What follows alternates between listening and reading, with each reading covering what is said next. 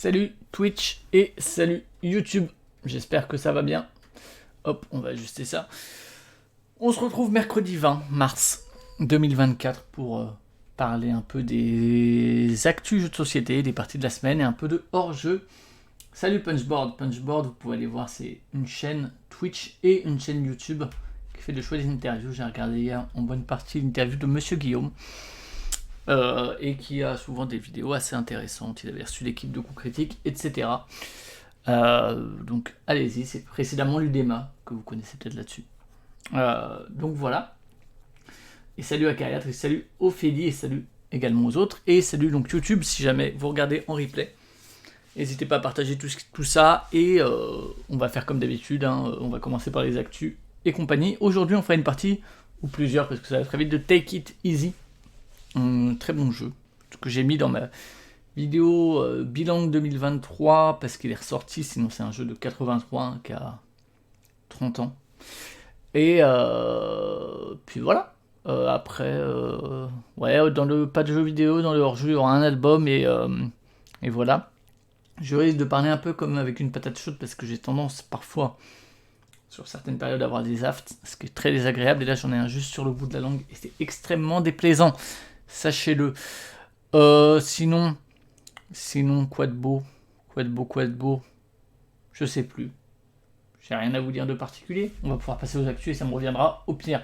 Let's go. Ah oui, il y aura peut-être des bugs d'affichage, je sais pas, parce que dans le pré-lancement, donc avant YouTube, vous n'avez pas ça, mais en général, je mets un compteur de 5 minutes avec un peu de musique. Normalement, il y a des trucs qui s'affichent, et notamment le fond là que vous voyez, qui est animé, et ben là il n'était pas animé pas tout le temps, donc j'espère qu'il n'y aura pas de bug. Mais allons-y pour les actus.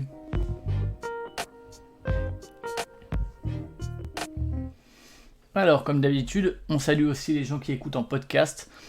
Tout ça c'est disponible sur le flux de Playtime, que ce soit les hebdos ou les vidéos des découvertes ludiques de janvier 2024. D'ailleurs, puisqu'on en parle, voilà, la vidéo des découvertes ludiques de 2020 de janvier est sortie. Là, je sais, on est mi-mars. Mais voilà, pas mal de jeux. Encore une fois, pas mal de temps. Si jamais vous ne l'avez pas vu, allez-y. Je vous mets toujours les liens dans la description et tout. Pas mal de trucs pas ouf. Mais quand même pas mal de top aussi. Alors, je sais que ça risque de faire redite si vous avez vu le bilan 2023 parce qu'il y a beaucoup de choses. 3 des tops, je les ai mis dans les tops du bilan 2023 et tout, donc voilà, mais voilà, forcément il y aura des redites et tout par rapport à d'autres vidéos. Bon, voilà, je peux pas non plus tout faire comme ça. J'ai d'autres idées toujours de vidéos, mais j'ai pas le temps. Là, j'ai commencé l'écriture de j'en suis ravi, monsieur de la pub, mais je ne suis pas enchanté par la pub. Ah, est-ce que est-ce que je suis connecté sur Twitch? Parce que si on peut éviter la pub idiote, oui. Alors pourquoi est-ce que je peux... C'est où les options de modération? Ah, c'est parce qu'elles n'étaient pas là. Si, pourtant affiché icône de modération. Au revoir, monsieur. Tac. Et oui, il y a toujours de la pub sur Twitch. C'est comme ça, c'est la vie.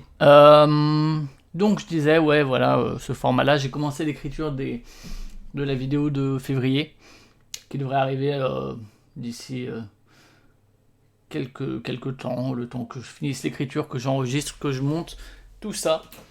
Également, ah oui, je ne vous l'ai pas dit, mais il est possible que vous entendiez ici ou là la machine à laver qui tourne.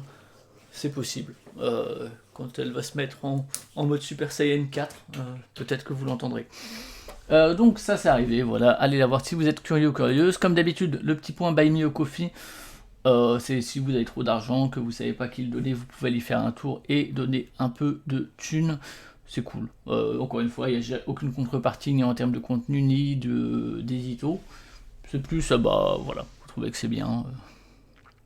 C'est comme ça. Passons aux actus, il n'y en aura pas des masses, puisque j'arrive depuis quelques temps à faire quand même plus régulièrement, et il n'y a pas non plus énormément de news, quoi qu'il en soit, en tout cas qui passe dans mon viseur. J'ai vu cet article sur Analysis Paralysis, alors ça n'a rien à voir avec le podcast du même nom, même si le logo, comme ça, des noirs et tout, sous cette perspective, fait penser au logo du podcast. Voilà. Choisissez bien vos noms et vos logos quand vous faites des podcasts ou des médias. C'est un site que je connaissais pas, mais qui a l'air intéressant puisque c'est Board Games Loves Data Science. Donc un mélange entre... est-ce que je connais Descent, Légende des Ténèbres? Et qu'en pense-je?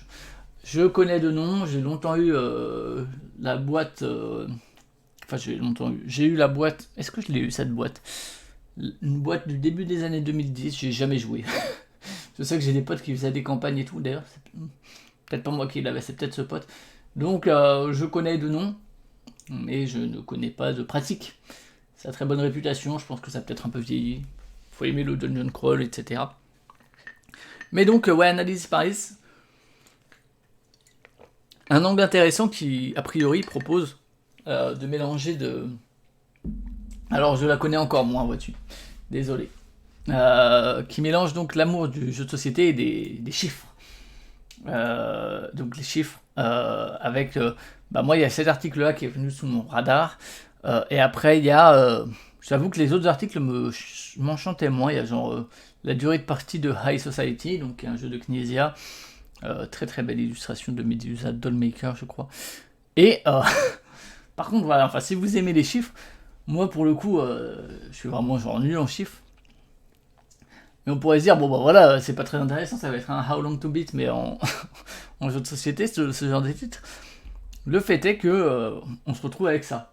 des lignes de code et tout, enfin de code ou de formules, qui, moi, pour le coup, sur cet article particulièrement, m'intéresse pas forcément, mais enfin, je trouve ça super intéressant, en tout cas que ça existe. Je sais que Acariatre, qui était là tout à l'heure, je pense que c'est le genre d'article que lui pourrait pondre et qui lui parleront peut-être. Moi, je comprends rien à ces formules, mais voilà, n'hésitez pas à aller voir. Et là, il y a à quel point Orcard est-il difficile. Donc le VRG1. Et là aussi, si vous aimez tout ce qui est les graphiques et tout, c'est trop cool. Bon. C'est en anglais, hein, vous le voyez, donc en plus il faut avoir ça là-dessus, mais c'est de l'anglais qui parle en plus de stats et tout, mais en tout cas je trouve ça super cool qu'un média qui existe comme ça, qui fasse des choses comme ça existe, c'est très intéressant. Voilà, il y a eu pas mal de hiatus et tout, bon j'imagine que c'est toujours Marcus Schaeffer qui s'en occupe, donc bon. Voilà. Après, voilà, ça typiquement, bon, c'était moins intéressant puisque c'était vraiment juste des news sur les prédictions ou sur les trucs nommés et tout. Donc bon, je trouvais ça un peu moins intéressant.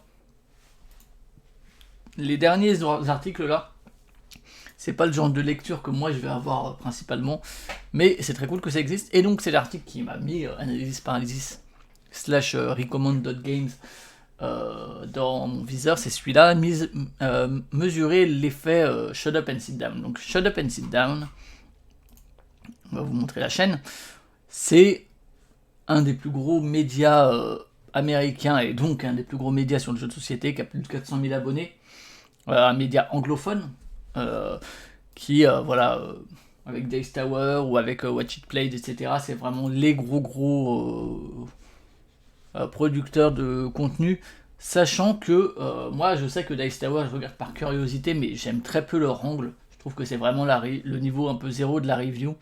Allez, vous parlez de Punchboard, regardez, il est là. C'est vraiment Dice Tower pour moi. Je pense que Dice Tower a fait beaucoup de mal au monde de la review anglophone. Parce qu'il y a cette forme très que beaucoup de gens ont repris et que je trouve pas très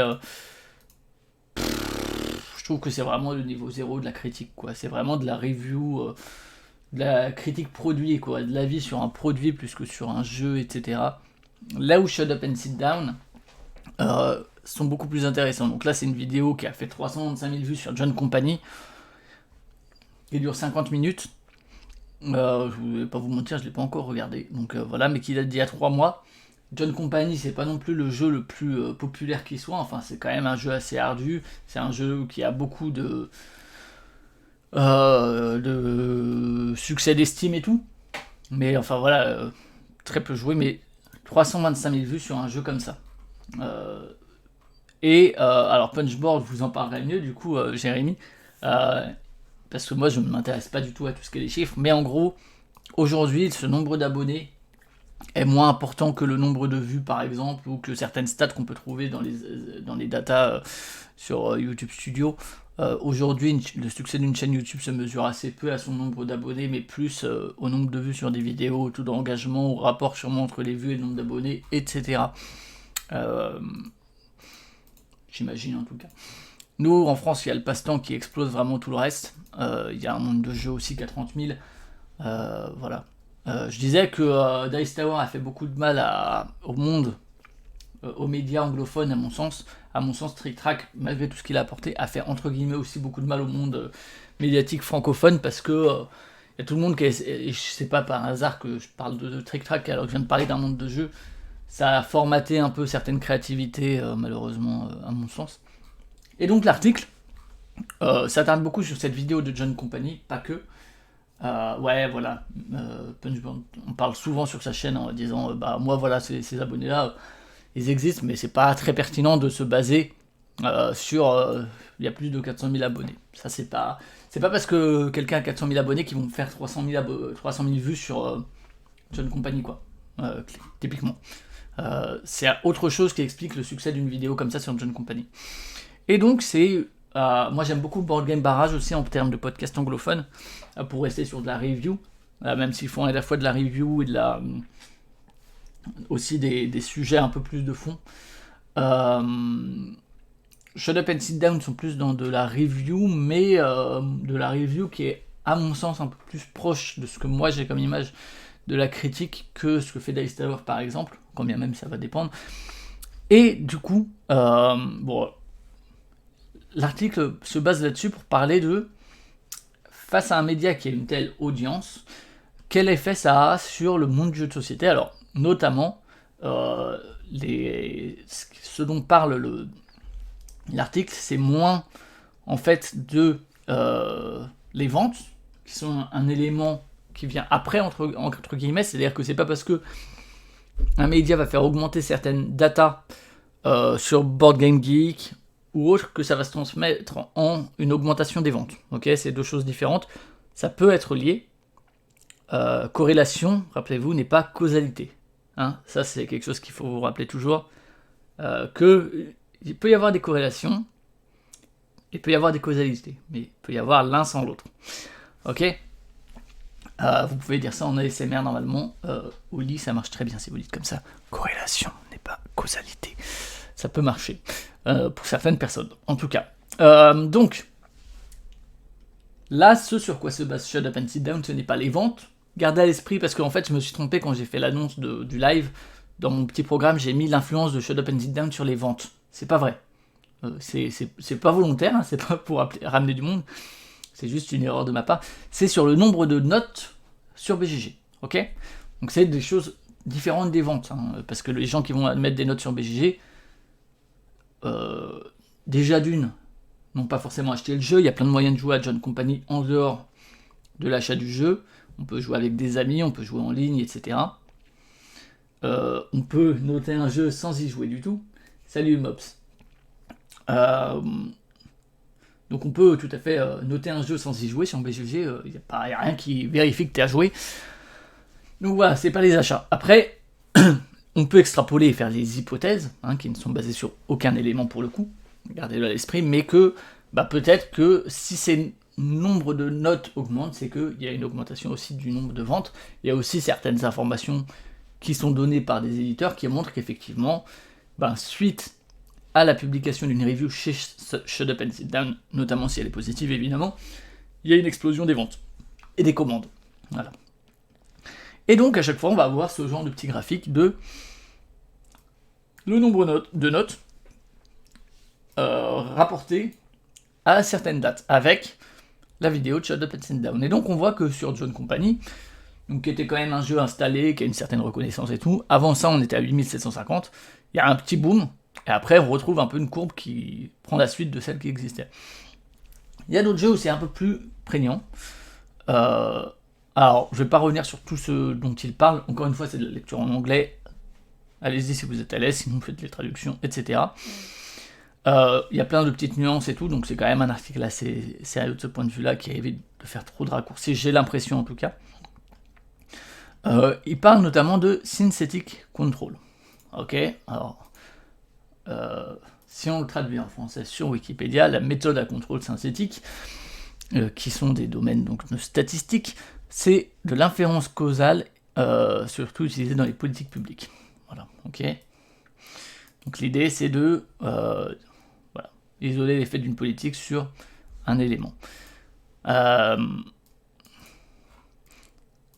Évidemment, c'est en général une cause à plein de facteurs et on ne peut pas isoler. Peut-être que ce jour-là, plein de monde va acheter John Company et ils sont allés le noter alors qu'ils n'avaient pas vu Shut Up and Sit Down. Impossible de dire que... Enfin, on peut faire des hypothèses en utilisant des statistiques et des nombres. Il y a plein de facteurs qui peuvent mener à cette petite augmentation qui ne serait peut-être pas liée à ça. Reste que quand on croise plusieurs fois le fait que lorsqu'il y a une vidéo de Shut Up and Sit Down qui sort, ça produit une augmentation, on peut se dire qu'il y a quelque chose qui se passe. Donc il donne plein de petits exemples, etc. Voilà, exactement, Punchboard. En fait, on peut essayer d'en déduire ça par rapport aux autres jeux qui vont être traités, et le fait qu'à chaque fois, on constate que Shut Up and Sit Down sort une vidéo, pouf, il y a effectivement une grosse augmentation. On verra que c'est pas forcément le cas, on verra que c'est pas à niveau égal, et il faut garder à l'esprit effectivement que ça peut être une des causes, ou que c'est juste une corrélation, un hasard. Voilà, c'est de l'interprétation de data. Mais, donc, là il y a la différence entre le synthétique et le vrai, donc c'est ce que ça aurait dû faire, et si je dis pas de bêtises, ce que ça a fait réellement. Ok. Là, on voit que si ça avait poursuivi, ça aurait avancé là, alors que là, il y a eu ça. Alors, encore une fois, je dis peut-être des bêtises ici et là, hein, désolé, c'est pas mon cœur de métier du tout. Pour résumer, il y avait donc, eux, ils se sont amusés à faire ça avec 120 autres jeux. Voilà, pour essayer d'avoir un truc qui n'est pas que John Company. Ils parlent de John Company, puis ils élargissent leur analyse. Son analyse en l'occurrence, puisque c'est un mec. Je vous laisserai lire en détail. Phantom Inc, légère augmentation, c'est pas non plus un énorme pic, mais ça a augmenté plus que ce que ça ne l'aurait dû. Bamboo, qui va sortir bientôt en français. Hamlet également, pouf. Et il y a notamment, bon voilà, vous vous doutez que je vous parlerai d'un jeu de cartes. Et le fait que si c'est des jeux qui sont pas connus, c'est-à-dire que justement, il n'y a pas tout ce qui est la couverture habituelle d'un Dice Tower, parce que là, par exemple, en ce moment-là, moi je déteste les effets de masse comme ça dans le monde de l'influence. Et ben aujourd'hui, ou il y a quelques jours, il y a Oldplay qui a sorti River Valley Glassworks, qui est pas un jeu incroyable. Et ben tout le monde sort sa vidéo de let's play, de présentation, de review, de preview, sponsorisé souvent, pas toujours, parce que de toute façon c'est bien pour les influenceurs. Enfin, je sais pas si c'est bien. Mais en tout cas, les influenceurs pensent que c'est bien de se mettre dans la hype et de sortir eux aussi leurs vidéos sur ce que les autres influenceurs qui eux sont rémunérés sortent. C'est pas spécifique aux jeux de société. Dans le jeu vidéo, on voit sur Twitch que, tiens, il y a ça qui sort, il faut le streamer. Enfin, je vais le streamer en espérant attirer une audience parce que tout le monde le stream, les gros streamers le stream, donc je vais le streamer aussi, etc. Plutôt que de chercher une identité et de se démarquer. Alors parfois c'est juste parce qu'on s'intéresse tous au même jeu en même temps, au même moment. Là encore, il n'y a pas qu'une seule cause qui fait qu'on va produire du contenu dessus, c'est tout à fait possible. Je veux dire, moi j'ai aussi parlé de Boréal dans ma découverte de janvier, comme tout le monde. Voilà, finalement. Mais parce que, voilà. Mais donc c'est d'autant plus intéressant de constater ça quand c'est des jeux qui n'ont pas une couverture gigantesque. Par exemple, ce qu'ils appellent les Hidden Gems. Il y a donc 535, incroyable jeu d'escalade et de défausse, que moi j'aime beaucoup, notamment à 2. Où moi je sais pour le coup, pour traîner sur le Discord de l'éditeur, donc Portland Game Collective, qui est avant tout un collectif avant d'avoir été éditeur, donc il y a eu énormément de nouvelles notes. Là on voit clairement un effet fort, bien plus que sur un Bamboo ou sur un Phantom Inc par exemple, où vraiment ça a augmenté énormément, et après la courbe a pas du tout la même tronche que ce qu'elle avait avant. Donc il y a vraiment un fort effet du nombre de notes, et moi je sais pour le coup qu'il y a eu aussi un gros effet au niveau des ventes, puisque il y a eu des difficultés notamment à fournir, etc. Et sur le Discord du passe-temps, quand j'ai mis ça, c'est l'arbre, que vous connaissez peut-être, qui est déjà passé ici et là, qui parlait de... Tac. Où était-ce sur Turncoat, que justement... il y a une personne la personne qui gère ça, après le truc de... Après que Shut Up and Sit Down en ait parlé, pouf, il y a eu une gigantesque explosion avec des commandes gigantesques par rapport à ce qu'il y avait avant. Il y a sur My Gold Mine, alors c'est rigolo parce que pour le coup je connais 535. My Gold Mine, vous savez, c'est le jeu qui est sorti chez Yellow en français, je crois, dans la même collection que Alligator et je sais plus quoi. Et donc là, c'est ouf parce que personne ne s'y intéresse. Enfin, personne, non. Ça reste un jeu très familial, donc en fait, gardez à l'esprit cette échelle. 535, avant ça, c'était entre 600 et 700 notes, ok. Ici, c'était entre 1000 et 1200 déjà, donc il y avait plus de notes parce que c'est un jeu plus grand public. Mais entre juillet et août, il y a eu une augmentation énorme, quoi. De plus de 90%. Alors, ils n'en ont pas parlé de Maps of Mysteria déjà, K4, Shut Up and Sit Down, je pensais. John Gates Games en a reparlé récemment dans un segment de ses opinions qui réserve au Patreon. Voilà. Ouais, alors que bon, Shut Up and Sit Down quand même. Hein. Il y a la planche des pirates, que nous on connaît bien en France, qui est en plus un élément intéressant parce que en fait il a dit qu'il l'avait reçu de la part de l'éditeur sans jamais demander. Je reviens sur Maps of Mysteria. Ouais, exact. Punchboard, c'est effectivement un boom des ratings, donc des notes. Il y a un autre truc qui se constate, je suis en train de tout mélanger, je reviens. Maps of Mysteria, il a dit qu'il l'a reçu sans l'avoir demandé, la copie éditeur, qui était ravi parce qu'il avait bien aimé la partie sur BGA, mais en gros, qu'il a bien aimé la transformation sur table. Même s'il avait eu du mal à set son esprit un peu pour essayer de optimiser le truc.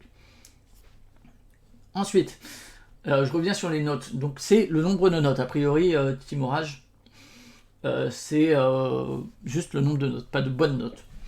Même si, là aussi, il faudra analyser, alors je vais pas le faire parce que ce serait de la psychologie de comptoir, mais la proportion des gens qui mettent des bonnes notes parce que les reviewers qui suivent ont aimé un jeu. Alors, c'est le phénomène de l'influence, hein. Je peux rien vous apprendre. Donc, effectivement, Punchboard, c'est bien les notes et non les consultations de la page du jeu qui sont plus constatables, ça, par la hotness BGG, où on voit clairement un effet. 535, par exemple, s'est retrouvé dans la hotness, alors que genre jamais il serait arrivé sans la review de Shut Up and Sit Down. C'est quelque chose qui arrive fréquemment que, suite à la review de Shut Up and Sit Down, pouf, le jeu se retrouve dans la minimum top 10 de la hotness, surtout s'il y a eu des bonnes reviews, etc. Au-delà de l'effet financement participatif et tout, qui peut beaucoup jouer sur la hotness aussi. La hotness, c'est les jeux les plus consultés à un moment donné sur Board Game Geek. Donc voilà. Ça, c'est vraiment le nombre de notes, a priori. Donc, la planche des pirates, que nous, on a... En France, il y a eu une bonne couverture et tout, quand il est sorti, et toute l'année 2023 pour la planche des pirates, que j'ai toujours pas essayé, qui moi me rend curieux, qui en France, donc en anglais, s'appelle Stomp the Plank. Et c'est vrai que sur BGG, vous savez, hein, on a parlé du fait qu'il faut rapporter ça, quand je dis qu'il y a un effet sur les ventes potentielles, c'est à rapporter à BGG, c'est-à-dire que BGG, c'est un repère de personnes qui sont très informées, et on le voit au top BGG, au top 100, qui aiment les jeux qui sont pas forcément les plus vendus, même si on trouve aussi du Codenames, du Decrypto, du Azul, etc. Le premier, ça reste Brass, ça a longtemps été Gloomhaven, Twilight Struggle, etc. Et c'est vrai que donc les jeux enfants, c'est pas forcément le genre le plus prédominant, enfin c'est pas un genre, mais le format de jeu en tout cas prédominant chez BGG. Donc c'est intéressant de voir que, même sur un truc comme ça, pouf, et là on voit que on n'est pas du tout sur la même échelle de nombre de notes, on était à 150 environ, 160, 170, et ça a tout de suite augmenté énormément, mais alors on voit que c'est énorme, et c'est intéressant de le voir, mais qui serait que de 33%, là où là c'était de 90%, mais je trouve ça intéressant de voir que ça a même un effet sur des jeux aussi peu... au format aussi peu apprécié entre guillemets ou mis en avant sur BGG. On avait aussi vu ça, alors je crois qu'il en parle pas dans l'article, mais sur Yokai Septet notamment, qui a une version coréenne, qui a une version chez Ninja Star Games, et qui est assez dur à trouver, très bon jeu à Yokai Septet, mais qui, après que Shut Up and Sit Down en ait parlé, pouf, et tout de suite sold out quoi. Encore une fois, gardez à l'esprit que peut y avoir d'autres facteurs, mais quand ça se répète comme ça si fréquemment, faut quand même avoir un œil dessus. Et parfois, il n'y a pas d'effet. Voilà, c'est là qu'on peut pas dire c'est donc si Shut Up and Sit Down parle d'un jeu, pouf, ça va exploser le nombre de notes. Golem, rien, ok, très léger. Amun-Re, donc un Knizia assez vieux, pas grand chose. Et là, Frosthaven, alors là, c'est vraiment une interprétation que ça aurait pu faire du mal au jeu. Bon, est-ce que c'est-à-dire que si ça avait dû suivre, salut Dolmore. Si, Timorage, le passe-temps a clairement, enfin, et le passe-temps est une exception forte dans les chaînes françaises, notamment aussi vu le nombre de personnes qui vont sur Discord, etc. Le passe-temps a permis à des jeux d'être édités en France, d'un côté, et a permis à certains jeux de se vendre beaucoup plus que ce qui serait vendu s'il n'y avait pas eu un effet passe-temps. À mon sens, en tout cas. En tout cas, c'est mon analyse là-dessus. Je pense. L'anecdote d'ailleurs, vous savez qu'à Philibert, parce que moi je suis de Strasbourg, donc chez la boutique physique, ils n'ont pas un Order Overload Café. J'ai un pote, j'en parlerai tout à l'heure quand on parlera des jeux, qui est venu dormir de lundi à mardi, et qui voulait l'acheter, et ils l'ont pas en boutique. Alors qu'ils ont plein de on games qui se vendent beaucoup moins. Ça, alors est-ce que c'est... Enfin, après, est long, et pour le coup, le pod a pu le faire venir en boutique et le récupérer le lendemain, mais c'est assez étonnant. Et donc, Frosthaven, après, le truc, c'est que c'est tellement énorme qu'il n'y a peut-être pas besoin de Shut Up and Sit Down, tout simplement. Ok, et que sur un jeu qui, de toute façon, va être autant consulté et noté, on sent beaucoup moins cet effet, voire même... ouais, là, comme dit, enfin... y a pas à se dire que je pense pas que le fait que Shut Up and Sit Down en ait parlé, ça a fait que ça a diminué. Je pense que c'est d'autres facteurs pour le coup, notamment peut-être la saturation et compagnie. Voilà, et rappelez-vous de ça. Dans la data science, dans la stat, tous les modèles sont faux, mais certains sont utiles. Ok, donc voilà. Et donc là, vous avez tous les résultats qui sont intéressants. Et sur le Rumicube aussi, avec des trucs, etc. Et donc, conclusion, c'est réel. Bon, c'est une conclusion un peu rapide, rappelons-nous qu'il peut y avoir plein de facteurs, mais que, a priori, en tout cas de son analyse, il y a plein de petits trucs. Bref, je vous mets le lien si vous voulez vous pencher dessus plus en détail. En tout cas, je trouve ça assez intéressant comme parti pris d'article, un peu comme ce qu'il avait fait sur ça, enfin, on pourrait se dire, le titre, on s'en fout, quoi.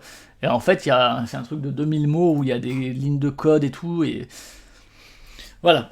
Je garantis pas que je relirai à chaque fois ces articles, parce que je vous avoue que moi, c'est pas non plus le truc qui me passionne le plus. Enfin, ça me passionne, mais je suis très mauvais pour l'analyser, pour en tirer quoi que ce soit. Mais je trouve ça intéressant de... Là, je trouve que c'est un truc quand même plus... la conclusion et l'idée est quand même assez mainstream pour que je puisse vous en parler. Là-dessus, j'aurais pas grand-chose à dire, quoi. Mais oui, voilà, c'est un indicateur plus qu'un modèle. En tout cas, ouais, très intéressante approche, un vrai angle, quoi, pour le coup, dans l'analyse du jeu de société, qui a, bon, Analysis Paralysis, ça peut-être, je sais pas s'il a mieux son nom que le podcast en question, mais il y a vraiment un côté paralysie face au nombre et tout. Mais voilà, allez jeter un œil, mettez-le dans vos favoris si vous aimez ça. Mais on va rester avec les chiffres pour la news suivante. Un peu moins, mais tout de même. C'est Corentin Lebras, donc j'ai déjà parlé plein de fois des jeux, que malheureusement c'est un auteur dont je n'aime pas énormément les jeux. Je dis malheureusement parce que moi j'aimerais aimer tous les jeux de la planète, si je pouvais. C'est pas le cas. C'est pas un auteur dont j'aime beaucoup le travail. C'est un auteur dont je préfère, comme beaucoup d'auteurs en fait, dont je préfère les paroles que le travail. Même si j'ai plutôt apprécié Faraway. Et donc lui, alors, il y a moins d'attaques dans l'article en question, mais c'est un gars qui partage sur le hashtag grave de jeu. Alors, je l'avais jamais vu, mais voilà. Est-ce qu'il en a fait d'autres? Non, c'est le seul truc. Des retours. Alors, sur les parties jouées par jour sur BGA de ces jeux. Ok, alors je sais pas si c'est une donnée publique, sans doute qu'il y a moyen de calculer ça. Là, ça fait un bon petit comment dire, récapitulatif illustré. Et là encore, faites-en ce que vous voulez. Je trouve ça cool que ce soit partagé, je trouve ça cool que ça existe. Est-ce que moi ça me passionne plus que ça la data? Pas forcément, mais c'est intéressant et c'est pour ça que j'en ai parlé. Draftosaurus, toujours qui cartonne. Et donc ça c'est la date de sortie. Et ça c'est le nombre de parties par jour. Draftosaurus, on est à entre 5 et 600 parties par jour. Faraway qui est arrivé le 4 octobre. Donc gros carton évidemment, plus de 400, c'est le deuxième actuellement. Track 12 qui marche toujours, Solstice qui vient de sortir. Alors peut-être que sur les 200 parties par jour, il y en a 150 qui sont jouées par Bruno Catala, qui a beaucoup joué à son propre jeu sur BGA. Là, c'est vraiment juste le nombre de parties par jour. On ne sait pas combien de personnes ont joué à chaque jeu. Ok, je trouve ce qui serait une autre donnée intéressante. On voit que Las Vegas jeu de pli, qui est pas... sur quoi? Sur Bruno Catala? Non, c'est pas un tag, c'est juste que j'ai vu sur les réseaux qu'il détenait les petites les petits records et tout. C'est pas ou bien sur Corentin Lebras. C'est pas un tag de dire que j'aime pas son travail, c'est pas méchant, c'est comme ça et c'est pas grave, on peut pas aimer les travails de tout le monde, et ça fait pas de lui un mauvais humain. Il y a des gens qui font du très bon travail et qui sont des humains dégueulasses. À la limite, je préfère quelqu'un dont j'aime pas le travail mais qui est un humain respectable. Je le connais pas en dehors de ça, enfin je le juge uniquement à travers le parasocial. Donc Las Vegas, jeu de pli, moi je suis pas le grand fan de Las Vegas, alors que c'est un jeu de pli et tout, mais je trouve que bon, voilà, sans plus. Mais le jeu de pli ça se prête bien aux trucs sur table et tout, beaucoup plus je trouve que d'autres types de jeux. C'est bien possible, Punchboard, ouais. L'humaine, qui j'ai l'impression a un peu bidé, qui reprend un peu, je sais pas jouer, mais qui reprend je crois un peu le système de Trek 12. Et la WA qui effectivement se prête bien à la plateforme. Moi c'est un jeu, vous savez que j'ai pas aimé du tout, où il est avec Honest Goopy comme pour Faraway. Je rejoins un peu les critiques de coups critiques là-dessus sur le jeu. Voilà, Skate Legend, bon, qui lui n'a pas fait beaucoup parler, qui je crois est avec Anthony Gillen cette fois, qui est un stop ou encore tout con, qui se prête bien pour le coup, il est sur BG1, mais juste, il a pas l'aura d'un Solstice, d'un Track 12 ou d'un Faraway. C'est pas, en fait, il y a d'un côté la facilité à y jouer sur BGA, la qualité du portage, la qualité de l'expérience, du portage de l'expérience aussi. D'un autre, la popularité du jeu de manière générale, et enfin, là aussi, il y a plein de facteurs. Donc ça, c'était par jour. Et ensuite, le nombre de parties totales des jeux sur BGA. Avec donc... Voilà, là, les chiffres sont un peu plus hauts. Donc on a les mêmes jeux. Donc c'est les jeux de Corentin Lebras sur BGA. Draftosaurus qui approche du million. Enfin des 800 000 plus exactement, c'est pas encore le million.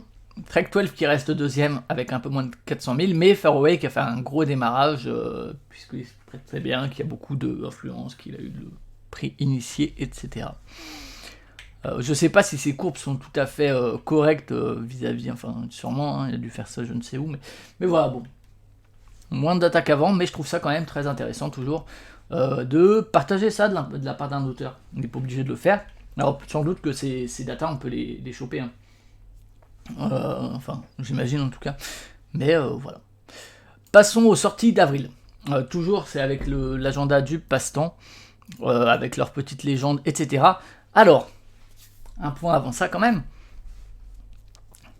Si vous êtes éditeur, hein, je veux dire, déjà il y a trop de jeux qui sortent. À aucun moment le passe-temps ne peut mettre tous les jeux qui sortent en avril, ok? Notamment parce que si vous êtes éditeur, vous sortez sans doute trop de jeux. Arrêtez de venir vous plaindre en commentaire. Ouais, ça aurait pu être intéressant aussi comme data punchboard, effectivement. Quand vous êtes éditeur et professionnel, mais tu sais, il y a aussi ça qui va sortir. Là, c'est Matago. Enfin, déjà, arrêtez de venir vous plaindre sur des trucs publics si vous êtes éditeur ou de faire des remarques comme ça en tant qu'éditeur. Si vous êtes éditeur, faites-vous un compte éditeur. Ok? Faites-vous un compte éditeur sur BGG pour commencer.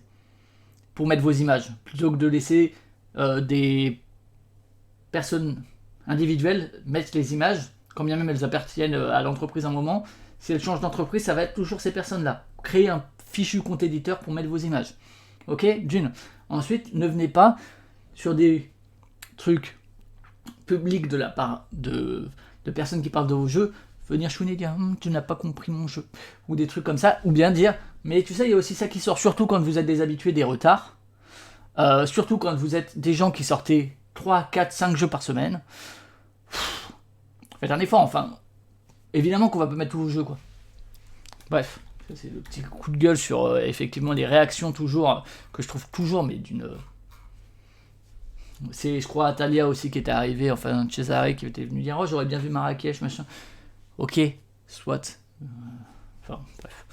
Je sais que c'est des comportements qui, moi, me paraissent d'un amateurisme incroyable en termes de communication. Bref. Donc, et évidemment, le passe-temps, c'est une boutique, donc ils vont aussi mettre des trucs qui vont intéresser les gens pour les acheter. Peut-être que tous vos jeux ne sont pas intéressants, au-delà de mettre leur coup de cœur. Donc, à chaque fois, c'est toujours mis en 3 phases avec les petits comment dire, les petits symboles. Arc Nova, moi je m'en fous, ça je m'en fous. Ça, aucune idée de ce que c'est. Ah ouais, bien sûr, évidemment, les éditeurs, s'ils peuvent avoir de la com gratuite, ils n'hésitent pas. Les 5 royaumes, je connais pas. Marais qui est un microgame, pourquoi pas Solstice, je vous en ai déjà parlé plusieurs fois parce que j'ai joué sur BGA. Donc j'irai pas jusqu'à dire je l'attends, mais c'est un jeu que j'ai trouvé plutôt sympa alors qu'il avait pas, il avait rien entre guillemets pour que me plaire à ce point. Parce que c'est quand même relativement quelconque en termes de dynamique. Mais ouais, je sais pas, il y a quelque chose qui marche très bien chez moi avec Solstice, qui est juste à 2. Sink or Swim, bah voilà, typiquement celui-là, il y a eu un effet, le passe-temps, enfin, et il y en aura sûrement un en plus, et peut-être que Yellow l'aurait pas fait sans le passe-temps. Quand bien même, Cyrus de Proxygen en avait parlé avant le passe-temps, rappelez-vous, ouais, c'est en 2022. Mais le Proxygen n'a pas d'influence qu'à le passe-temps en termes d'édition de jeux en français ou en termes de vente. Non. Tout comme moi, j'ai pas du tout une quelconque influence. Par exemple, les recettes ludiques dans Passion Pli, ils se font ça en français, etc. Alors c'est une démarche qui leur appartient. Moi, j'ai pas du tout la même relation. Si je dis faites Harvest en français, il n'y aura pas du tout la même importance que si les recettes ludiques le font avec notamment Passion Pli. Donc Sink or Swim, il y a eu un effet. Tortuga qui revient, bon voilà. Il y a Dice Road Marvel qui est beaucoup attendu. Tout le monde dit précommandez-les, sinon il n'y en aura pas. Bon voilà. Ça, c'est des pratiques. Pas de la part des boutiques, hein, mais en termes de stock et tout, que j'aime pas trop, mais bon, soit. Ça, aucune idée. Harmony, assez curieux quand même, c'est chez Libellude. Là aussi, Proxygen a fait un retour assez complet à Cannes. Ça, je suis très curieux de Paper App Dungeon. Je vais essayer de vous trouver un autre truc. Tac. Sur travelgames.co.uk, qui est mon petit dealer de jeux de pli et compagnie, il y a Dungeon aussi, je crois, mais en fait, je connaissais pas ça. En fait, c'est de la gamification de certaines activités. Alors, Dungeon, j'imagine qu'il y a un côté un peu plus, peut-être, ludique. Mais existe aussi Golf, où c'est du roll and write, voilà, avec plein de feuilles différentes. Il y a surtout To Do, voilà, où vous pouvez lancer les dés pour essayer de faire les tâches dans l'ordre que vous voulez.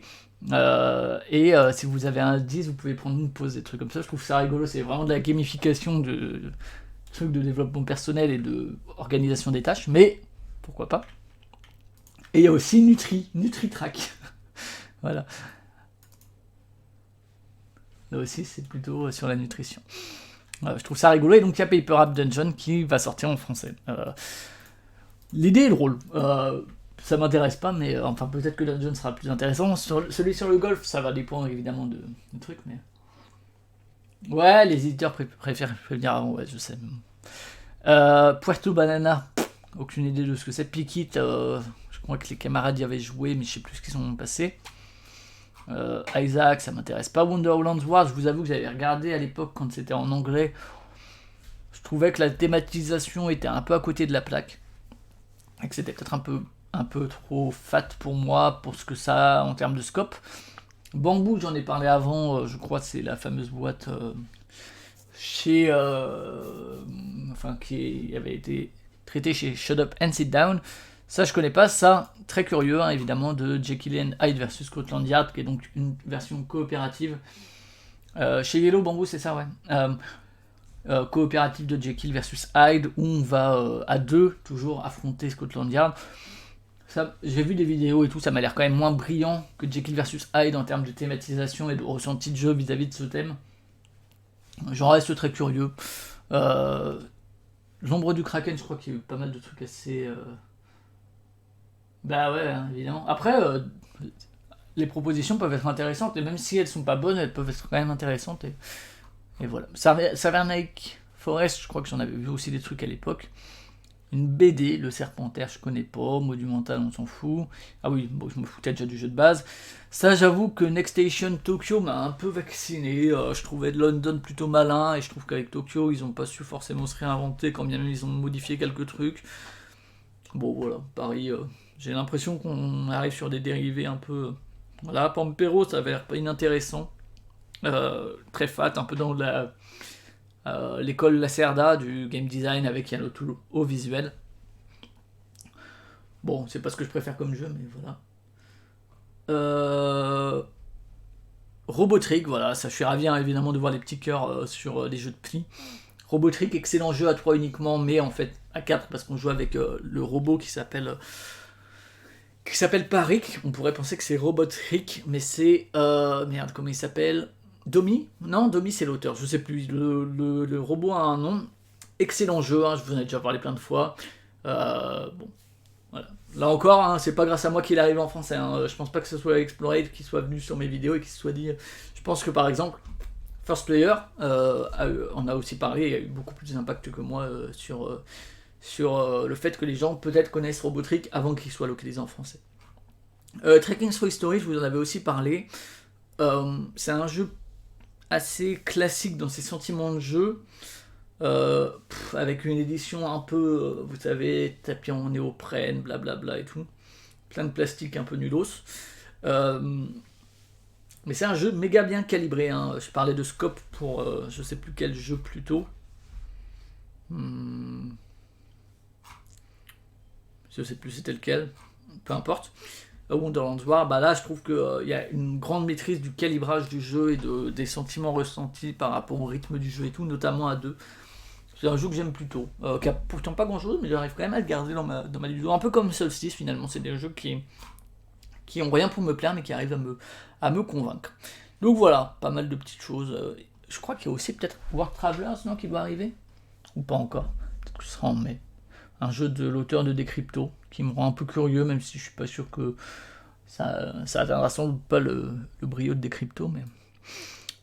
Enfin, dernière news, CGE Xage Games Edition. Hein. Dolmore parlait de la localisation par Yellow. Il y a plein de jeux CGE qui sont localisés par Yellow. Et ben, donc c'est Codenames notamment. Voilà. Mais c'est aussi Narak. C'est plein de trucs. Eux, ils se sont dit, bon bah allez, on va acheter une usine, ok, pour produire des jeux.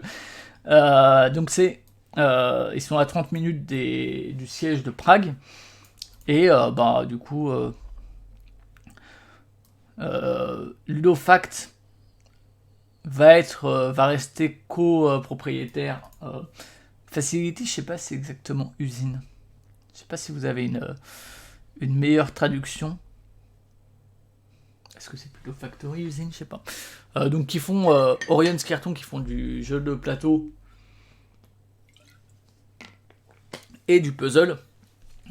Et donc, il y a ce côté, je trouve ça intéressant, alors j'ai pas grand chose à dire. D'ailleurs, la news ne dit pas grand chose sur Board Games Wire, mais il y a le fait qu'en fait, il y a ce côté où on va étendre le contrôle de la chaîne de production ludique, c'est-à-dire en maîtrisant également sa production, qui en plus du coup est locale. Alors, du coup, il travaillait déjà avec cette usine, si je comprends bien. Donc, ça change pas le fait de. Enfin, c'est pas comme s'ils produisaient en Chine et que hop, on achète ça et maintenant on produit en République tchèque. C'est pas exactement la même dynamique. Mais il y a ce côté où on va à la fois. Il y a des auteurs maison chez CGE, il y a l'édition. Je sais pas s'ils ont sûrement des illustres maison aussi, peut-être. Et maintenant, ils vont aussi avoir la main sur le côté plus production, quoi, directement. Quand bien même, je sais pas si ça va changer au quotidien grand-chose, parce que si c'est des partenaires de si longue date et tout, ils ont des comment dire, des routines quoi qui vont se répéter et tout, donc ça va pas forcément changer grand chose au quotidien, mais je trouve ça intéressant en tout cas comme news de voir que ils acquièrent ça. Asmodée, est-ce qu'ils possèdent des usines? Ça je sais pas.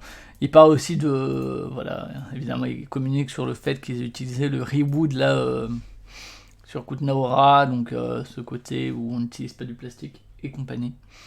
Et voilà, et également, j'en ai profité du coup pour rajouter à cette news là que sur le site de Xesh Game Edition, il y a des vidéos qui peuvent être intéressantes. Il y a notamment 8 épisodes sur le Making Board Games, donc voilà, sur plein de trucs, et différentes, là c'est The Story of Arnak, c'est plus situé sur un jeu, mais sinon c'est pas que des trucs qui sont uniquement centrés sur un jeu.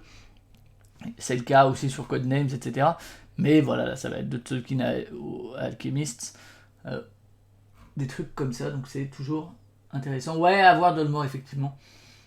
Si ils vont pouvoir exploiter un peu le fait de posséder cette usine pour en tirer d'autres bénéfices.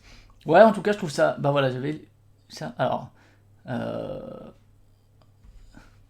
Plein de petits trucs, et il y a aussi How We Make Games qui m'a l'air intéressant. Je l'ai pas regardé encore. Producing Games in 2024. Donc c'est une chaîne d'un éditeur, mais qui propose un peu des trucs autres que juste des let's play et des teasers. Donc ça je trouve ça intéressant, un peu comme ce qu'avait fait Gros Games sur la Game Jam qui a donné lieu à Golden Crash. Mais voilà. Tout ça c'est donc dans la description. On finit les news, le segment news, avec comme d'habitude les sorties sur BGA. Je crois que celui-là était déjà arrivé la semaine dernière. Oxono Free, le nouveau jeu de société. Non, voilà, j'ai pu actualiser parce que en général c'est à peu près à cette heure-là qu'arrivent les nouveaux jeux. Il y a Chatpoche qui est arrivé, je vous en ai déjà parlé plusieurs fois chez Lumberjacks, jeu à 2. Pas inintéressant, mais voilà. Et en bêta, comme d'habitude, je vous montre pas l'alpha parce qu'il n'aime pas trop qu'on communique dessus. Battle Spirit Saga, je connais pas. Crisps, c'est un petit jeu de Defos et de Escalade à 2 de Shrishvat. Est-ce que. Je pense que tous ces jeux, on les a déjà vus la semaine dernière. Qui est pas incroyable, je trouve. C'est pas le meilleur jeu à 2. Enfin, c'est pas le jeu que je conseillerais pour jouer à 2. Je trouve pas les twists assez intéressants pour lui donner une identité particulière. Mais ouais, tout cela, je crois que je vous les avais déjà montré la semaine dernière. Donc passons et finissons avec Proxy Jeux. Proxy Jeux, 2 épisodes depuis le 14. D'abord le nanar ludique auquel j'ai participé sur The Quest for Shangri-La, évidemment. Oui, je pense, parce que je me demande si c'est pas toi qui m'as déjà posé la question comme ça de le voir la semaine dernière. Effectivement, c'est de Mandaï. Donc Quest for Shangri-La, le nanar ludique, et qui est un jeu dans l'univers de Insane Clone Posse que je ne connaissais pas. C'est donc toujours présenté par Pionfesseur et j'étais accompagné par Benoît FX. C'est une refonte un peu de Talisman, mais dans cet univers-là, avec des cartes qui ont l'air bien what the fuck, et avec un billet qui est toujours alimenté par Pionf de manière assez merveilleuse. Allez, écoutez, c'est pas le pire des nanars, je pense. Hein. Donc voilà, et l'autre, c'est le Tajoapa auquel j'ai aussi participé, où Lana a bien aimé Boréal, où moi j'ai parlé de Marvel United, où je suis plus mitigé, mais où je passe des bons moments dessus. Et Zef a été très très convaincu aussi par Guilty Houston 2015. Et donc c'est une trentaine de minutes et on parle de 3 jeux, voilà, de la manière que chacun veut, dont chacun veut en parler. Donc voilà pour ce qui est des news. Je fais à peu près le tour. Nous allons pouvoir passer aux parties de la semaine passée.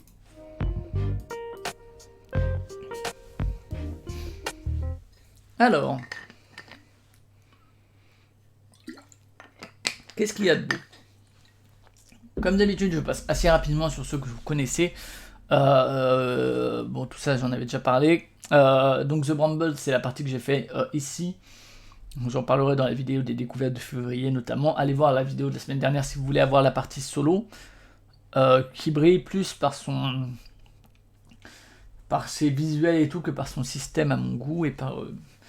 ça, je trouve que c'est assez classique et pas des sentiments extrêmement incroyables.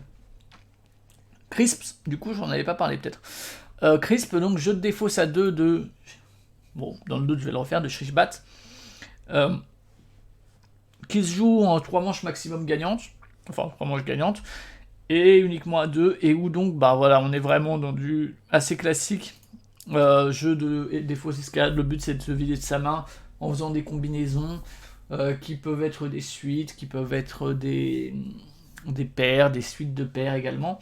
De base, voilà, ça va être juste ça. Et donc, soit on fait mieux que la combinaison précédente avec le même nombre de cartes, soit on passe. Et quand quelqu'un a passé, la personne qui a joué en dernier récupère une des 2 cartes, soit celle face visible, soit celle face cachée pour la rajouter à sa main. Donc évidemment, tu essayes de build ta main pour faire quelque chose d'intéressant.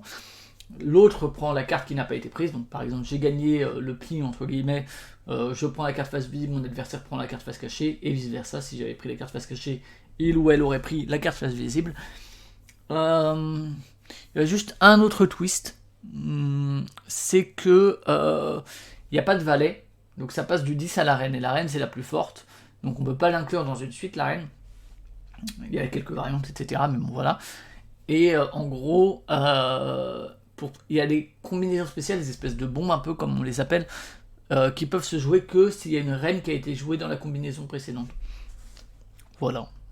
Et s'il y a un truc, c'est pas toujours le cas, c'est que pour battre une combinaison, on peut mettre la même combinaison. Par exemple, si je joue une paire de 3, mon adversaire peut mettre aussi une paire de 3, et c'est pas si fréquent que ça. Donc voilà, bon. On a fait quelques parties, et bon, c'est pas désagréable, mais c'est quand même assez... oubliable, je trouve, comme jeu dans le genre.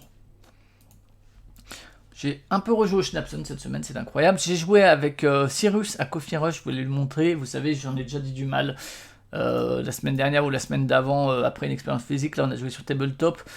Je trouve vraiment ça pas intéressant pour un sou. Il y a juste un truc d'intéressant, c'est effectivement le côté surcharge des commandes qu'on retrouve bien petit à petit dans le jeu.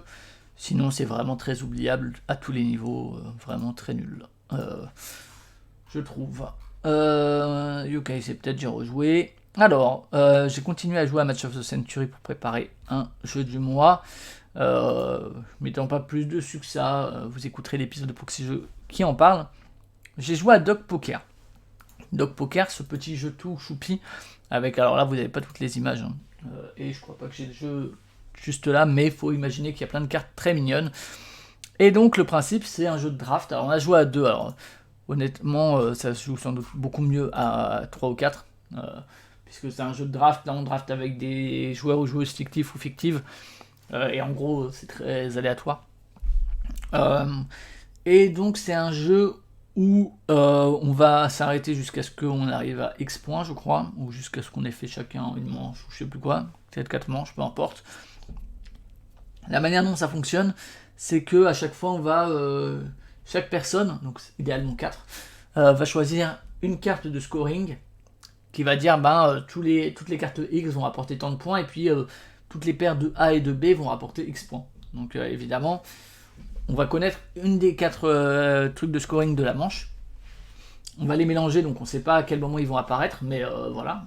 Ça me rappelle un peu au Fallschirmfahrt aussi, la manière dont ça s'est révélé petit à petit. Et ensuite, on fait du draft tout con, avec 2 cartes, je crois. Ah non, selon en fait le moment de la manche, on va garder 3, puis 4, puis 5, puis 6 cartes. À la fin, on aura 7 cartes en main. On les abat et on voit par rapport aux éléments de scoring qu'est-ce qu'on marque comme point. Ça, tous les petits trucs du draft, un peu de prise de risque en se disant ah là j'espère récupérer ça.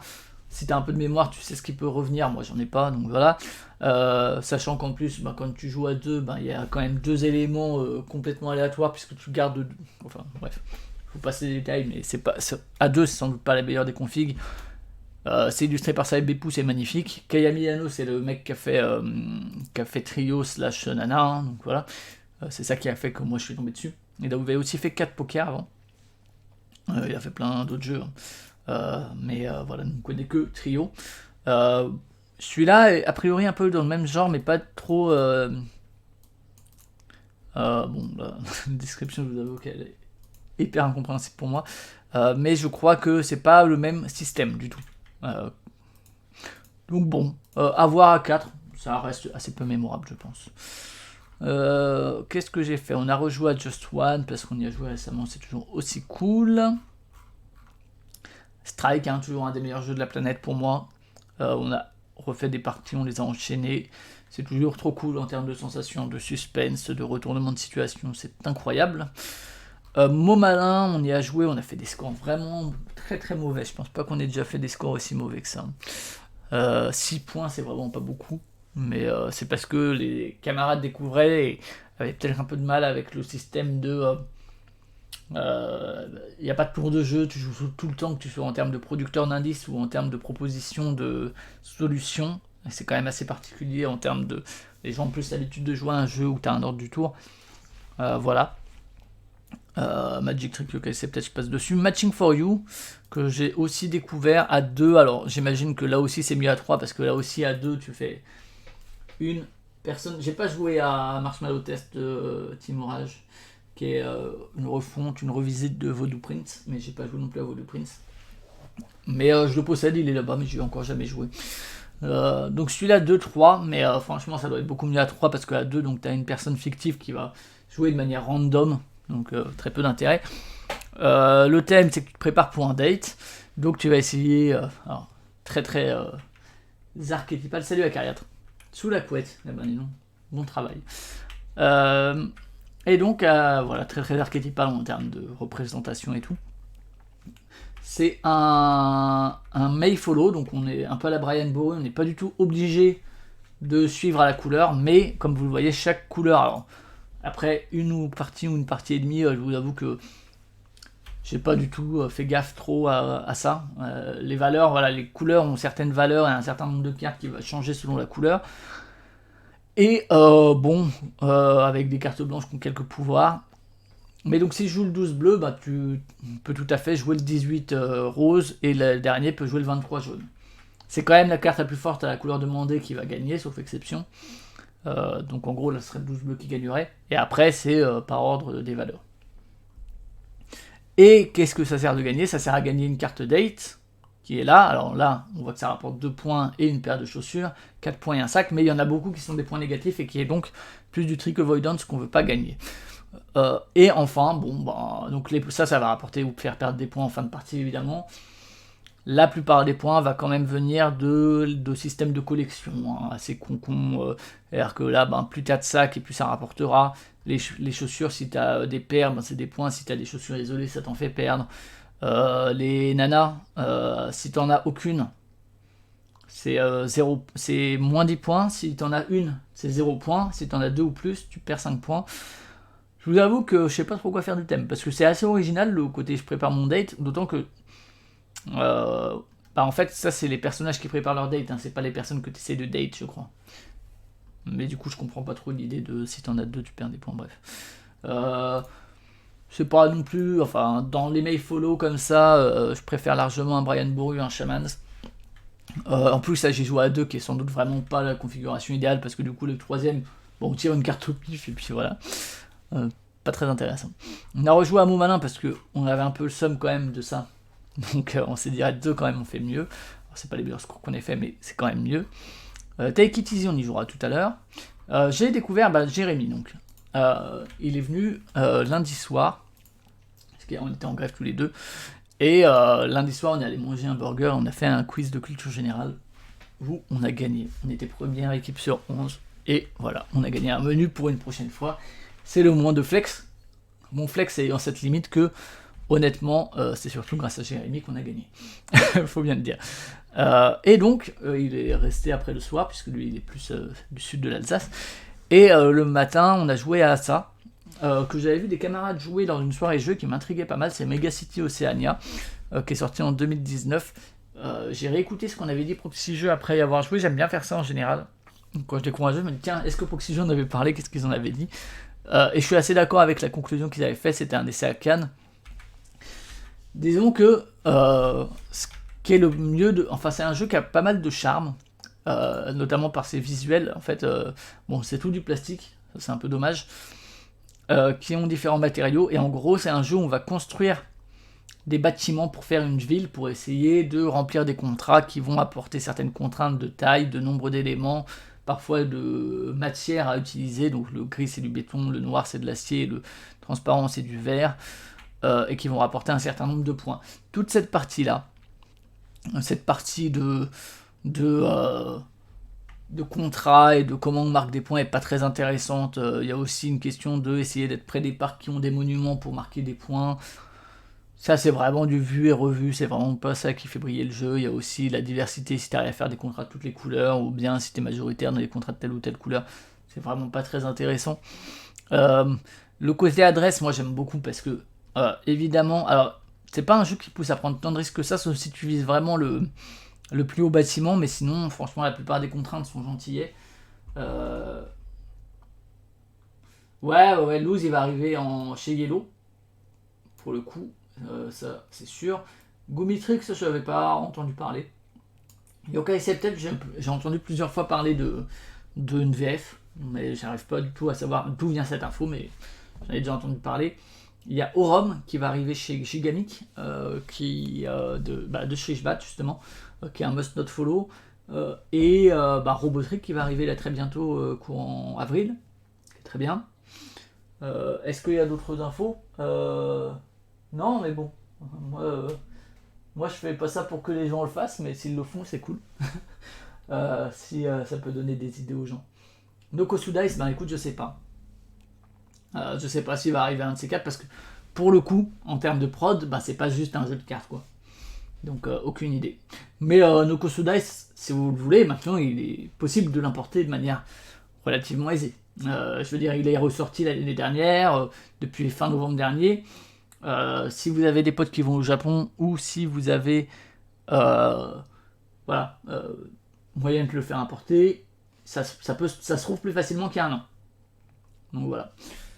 Mais ça, je sais pas, après, parce que la hype à Essen veut pas dire que c'est un produit qui aurait un succès en France. C'est deux choses différentes. Mais ouais, bon. Après, non, est-ce que moi j'ai d'autres infos? J'ouvre ça là-bas, mais je ne crois pas. Si, il y a Rebel Princess qui devrait arriver aussi. Je sais plus chez qui. Il y a King Street Takers qui va arriver chez Pixie Games aussi. Mais moi j'ai plein de trucs que je ferais venir. Mais bon. Mais sinon, jetez un œil sur les Kickstarter en anglais, c'est des jeux assez simples et tout, il est facile de trouver des trades en anglais. Il y en a beaucoup qui sont jouables avec procurez-vous un bête jeu de cartes et trouvez les règles en anglais. Il y en a beaucoup qui sont jouables comme ça, donc n'hésitez pas. Si je sais que on aime toujours bien avoir les jeux en physique et tout, si je les prends, c'est que moi aussi. Il y a Bezier Games qui va faire en anglais Magic Tricks ou Xylotar, mais qui m'a l'air moins intéressant. Et Sandbag, que j'ai pas joué pour le coup. Donc voilà, bon, il y a plusieurs trucs. Il y a The Bottle Imp, qui est pas japonais, mais qui va revenir chez Matago cette année aussi, qui est un jeu des années 90 allemand pour le coup. Mais revenons donc sur Mega City Oceania. Donc je vous ai dit, la partie points et tout est pas très intéressante. Le truc, c'est qu'on va essayer de construire des bâtiments comme ça, et c'est un jeu d'adresse et de dextérité, et où on va passer un tour à livrer le bâtiment, donc à le placer avec certaines contraintes dans la ville. Et alors, c'est sans doute pas le meilleur jeu d'adresse qu'il y a, parce qu'encore une fois, il n'y a pas grand chose qui pousse à prendre des risques ou quoi. Reste que comme je suis tellement nul, moi je sais qu'il y a un suspense à chaque fois que je vais livrer mon bâtiment qui est assez rigolo. Nous, on a aussi fait intervenir ma compagne qui était en télétravail pour qu'elle note le plus beau bâtiment pour un point de prestige. Alors, il faudrait peut-être plus le valoriser et tout, mais voilà, c'est pas dans la règle, hein, mais on a trouvé que c'était rigolo. Et sinon, disons que moi, ce que je trouve très bien dans Megacity Oceania, c'est la manière dont ça crée vraiment. Enfin, moi, je trouve ça trop bien à regarder à la fin. Et même pendant, avoir l'impression de vraiment créer une ville, quoi. Ça me procure vraiment des émotions de juste faire ça, quoi. Et de voir qu'est-ce qui a été créé, d'identifier des quartiers en béton ou quoi. Je trouve ça assez cool. Sur une partie de Bonsaï, ouais, bah c'est une variante maison. Je pense que. Bon, après, nous, on a fait intervenir une tierce personne parce qu'on s'est dit, comme ça, au moins, elle n'est pas. Enfin, voilà quoi, c'est pas nous qui avons noté nos propres trucs, mais donc, ouais, bon, voilà, disons que c'est une curiosité, c'est ce que disait Pionfesseur dans le retour de Cannes 2019. C'est un jeu à concept qui est pas entièrement réalisé, qui est intriguant quand même, qui a son charme, en tout cas pour moi, mais qui, bon, après, la plupart des éléments sont quand même assez quelconques, mais ça reste assez intéressant à essayer. J'ai joué à China Gold, qui est sur BGA et sur Yucata, de Gunther Cornet, qui est celui qui a fait Pingouin notamment, et The Bottling dont je parlais, qui va arriver en français, ainsi que Autoscooter dont tu as déjà parlé, Cyrus, dans un tas joué à quoi. China Gold, c'est un jeu abstrait. Vous savez que j'aime pas les jeux abstraits. C'est un jeu de 2004, je sais même pas s'il y a eu des versions françaises. Non, sans doute pas. Jeu abstrait uniquement à deux, mais qui a du hasard, puisqu'il y a des dés qui vont déterminer en fait combien d'éléments on va pouvoir retourner. Voilà, puisqu'il y a ce plateau-là sur lequel on va poser des jetons. Il y a une personne qui contrôle les forêts et l'autre les montagnes, et en gros, si la personne qui joue les rivières, non pas les forêts, n'importe quoi, rivières et montagnes, si une personne joue les rivières et termine une rivière, donc en gros tu lances les dés et ça te dit, ben, tu vas pouvoir retourner X jetons. Voilà. Et pour récupérer l'or, évidemment. Sauf que si je commence là, je suis obligé d'aller en ligne droite. Je peux pas faire 1, 2, 3, etc. Ou je peux pas suivre la rivière ou rester dans la montagne. Je pars de là, c'est 5, c'est 1, 2, 3, 4, 5. Ou 1, 2, 3, 4, 5. Donc il y a cette contrainte-là qui est assez forte. Et donc si je joue la rivière et que je finis une rivière, ben, je récupère tout l'or qui est sur la rivière. Si je joue les montagnes et que je retourne tout sur une montagne, ben, je récupère tous les ors qui étaient là. Si en même temps je finis une rivière qui n'était pas sur la même montagne, mon adversaire en fait va prendre des trucs. Donc ça, c'est le truc intéressant du jeu, je trouve. C'est du pur jeu abstrait, un peu hasardeux par le lancer des dés, mais il y a aussi moyen de... Enfin, on est tout le temps en fait en train de faire des propositions à l'autre qu'on n'a pas envie de lui faire. Et ce que je trouve le plus intéressant notamment, c'est les moments où on va donner des points à l'autre. Je trouve ça toujours intéressant, même dans les jeux abstraits ou quoi, où t'es là et tu fais ton truc, mais tu vas offrir quelques points à l'autre parce qu'il se passe ci ou ça. Après c'est un jeu abstrait. Hein. Donc, c'est pas mon truc. C'est pas ce que je préfère. Je préfère un donut qui est très très concentré et où vraiment je peux jouer de manière un peu random. Là, je pense qu'il y a quand même une très très forte composante abstraite et calculatoire que j'aime pas. Reste que j'en ai fait une ou deux parties. Bon, je jouerai par curiosité. Et si vous aimez les jeux abstraits, je pense qu'il est intéressant. Et j'aime bien le fait qu'il y ait ces dés là qui viennent mettre de l'aléatoire, sauf à la fin où on peut toujours choisir en retourner un ou deux, mais c'est vraiment à la toute fin du jeu, quand il y a déjà plus grand chose à retourner. Essayez si vous aimez les jeux abstraits, il est sur BGA, il est sur Yucata. Voilà. C'est pas trop mon truc, moi, mais bon. Sur Yucata, j'ai aussi joué à Alibaba de Martino Chatera et Remo Conzadori. Alors, cette personne-là, c'est Wonderbook, mais je connais pas du tout. Par contre, Remo Conzadori, j'aime beaucoup Rise, et c'est lui qui a fait Three Ring Circus récemment, et qui a fait avec Paolo Mori Captain Flip. Et donc, bon, écoutez, bon, j'ai joué à deux.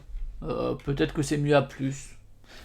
C'est vraiment un jeu tout bête dont j'avais pas trop entendu parler. Je l'ai vu sur le catalogue, je me suis dit vas-y on va essayer pour voir. Il y a ce côté Mahjong de Windows. Donc pas le vrai Mahjong, hein, parce que si je dis ça, puis on va me tuer. Mais c'est le Mahjong du Windows en gros où on va révéler des... On va prendre une tuile et révéler celle qui était recouverte. On va essayer de faire de la collection de trésors de même type pour scorer plus. Si j'ai 5 fois le même trésor, je marque 5 points.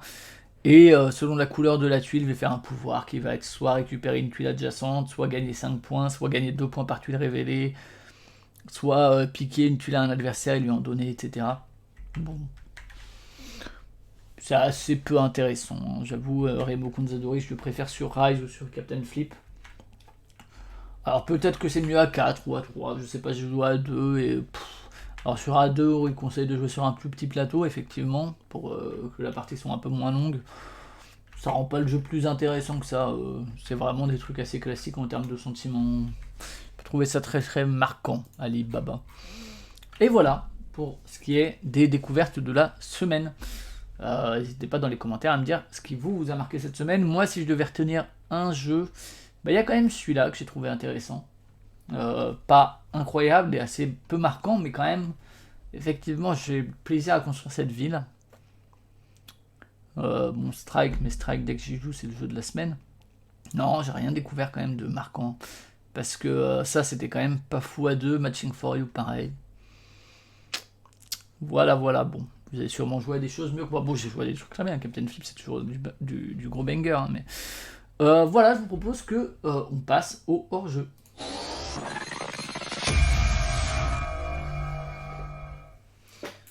Et on va commencer le hors-jeu par un artiste dont je vous ai déjà parlé plusieurs fois dans ces hebdos, c'est Mike.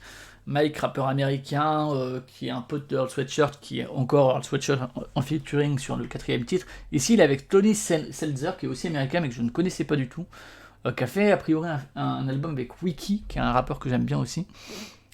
Et ici, alors c'est rigolo parce que alors on reconnaît quand même que c'est Mike et tous les prods sont toujours folles. C'est un album de 20 minutes, voilà, des morceaux très courts et tout, avec quelques featuring. Il y a Earth Sweatshirt ici et là, des prods cool, mais des prods assez différents de ce qu'il a d'habitude. C'est un peu moins. J'ai l'habitude de dire que c'est assez brumeux, donc c'est Pinball l'album. Que c'est un peu vaporeux, que c'est un peu brumeux, la musique de Sweatshirt en termes de samples avec des samples de jazz et tout. Là, il y a quelque chose de plus... alors, j'ai découvert ce terme-là, c'est a priori plug, P-L-U-G, qui a des sonorités un peu en termes de qui rappelle un peu les années 80 en termes de sonorité ici ou là, et sur l'utilisation des drums, etc. Là où, en général, il était plus du côté du jazz et compagnie. Là, c'est pas tellement le cas. Par contre, c'est comme d'habitude de la grosse tuerie. Je vous mets quelques extraits rapidement. Alors, je vous baisse le son parce que à chaque fois sur Bandcamp, il n'y a toujours pas la moyen de baisser le son. J'arrive toujours.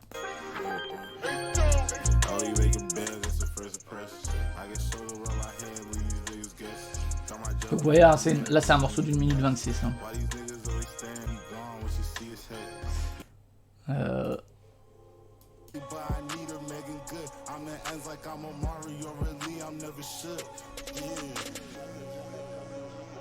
Bon, ouais, vraiment sur du rap assez chill, quoi. Quand même, moins que d'autres albums, quand même, de lui.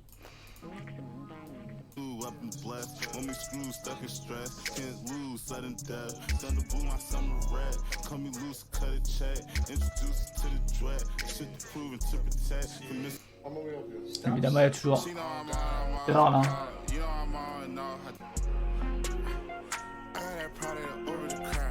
Typiquement, vous voyez, ces petites sonorités là en termes de prod, c'est pas quelque chose qu'on a trop l'habitude d'avoir chez Mike, je trouve.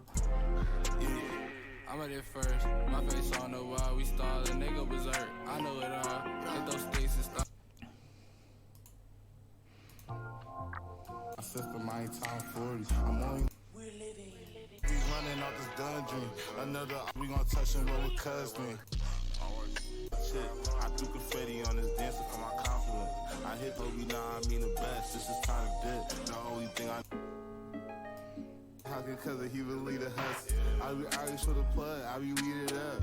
All around me hella thugs, I'm sure as they come, I just keep it hug. Niggas always say it's... Mais donc voilà, très très bon album, hein, comme toujours chez Mike. Enfin, moi je trouve les prods toujours trop fortes, j'aime beaucoup son flow, j'aime beaucoup l'ambiance qu'il dégage généralement de ses albums, quand bien même ici c'est un peu différent de ce qu'il a déjà proposé. L'année dernière il a fait Burning Desire. Là c'est un album qui est sorti le 6 mars, donc très récent. J'ai pas écouté grand chose de cette année, mais celui-là j'y vais à chaque fois et c'est vraiment super. Et bah, du coup j'écouterai peut-être l'album que Tony Seltzer a fait avec Wiki. Donc voilà, Pinball, 20 minutes, vous pouvez l'écouter en boucle quelques fois. Passons à la BD. La BD, j'ai lu du Myrion Mal, je vous en avais parlé pour... Alors, je me rappelle jamais de ce nom de cet album-là qu'elle a fait. C'est comme ça que je disparais, un truc comme ça. Une super autrice. C'est comme ça que je disparais, incroyable. C'est elle qui a fait notamment, alors j'ai pas encore lu, mais La Ligue des Super Féministes, qui a fait Roule Ginette aussi, une relecture du Roule Galette que je voulais lire pour lire peut-être à l'école au lieu de Roule Galette en janvier, mais j'ai pas eu l'occasion. Donc il y a tout un truc qui se destine à un public assez jeune, mais aussi aux plus vieux. Et Adieu Triste Amour, donc c'est sur ce personnage-là qui... c'est le quotidien, toujours à Montréal, et de Cléo, qui est autrice de BD, qui a un souci dans son couple suite à des discussions avec une personne qui était en lien plus ou moins avec la personne avec qui elle est en couple, et qui remet en cause pas mal de choses. Bref, ça parle vraiment du quotidien, des relations de couple, des relations amicales, de plein de choses. C'est très bien, hein, comme d'habitude, très bien écrit, personnage super bien caractérisé, de très belles pages et tout. Je pense que j'ai quand même préféré C'est ainsi que je disparais, ou c'est comme ça que je disparais, je sais plus. C'est comme ça. Voilà, mais très très cool. Continue, lisez ce qu'a fait Myrion Mal. J'ai lu aussi Jumelles de Florence Dupré-Latour, dont je sais pas si j'ai lu grand chose. Elle a aussi fait Pucelle et Cruel, que j'ai pas lu. Je pense que ça a bien marché, c'est sorti l'année dernière. Et donc c'est autobiographique sur son parcours de jumelle en fait, avec sa jumelle à elle, qui est, dont j'ai déjà plus le prénom. C'est Florence et Bénédicte, je crois. Et comment est-ce que ça l'a forgé, la manière dont ces relations ont pu se distendre ou se renforcer. Qu'est-ce qui a pu un peu venir les parasiter, comment des choses ont pu favoriser le fait de cette gémilité, etc. Bon, je trouvais ça c'est intéressant et tout, mais c'est pas non plus esthétiquement, enfin d'un point de vue visuel, j'avoue que ça m'a pas marqué plus que ça, même s'il y a quelques planches qui sont assez cool et qui retranscrivent bien les émotions qui semblent avoir été vécues. Et ça retrace du coup de l'enfance jusqu'à l'adolescence plus ou moins. Alors je crois que c'est prévu pour qu'il n'y en ait que deux, même si on verrait bien une suite pour voir un peu comment cette relation a pu évoluer avec le temps. Mais bon voilà, c'est parfois rigolo, parfois touchant, etc. C'est pas une BD qui m'a plus marqué que ça, je vous avoue. Ensuite, chez Delcourt Po, 2000 bêtes de Stéphane Fer, je crois, c'est ça. Ouais, c'est ça. Illustré et scénarisé par Stéphane Fer. J'avais lu... oh là, ma mémoire, hein, c'est catastrophique.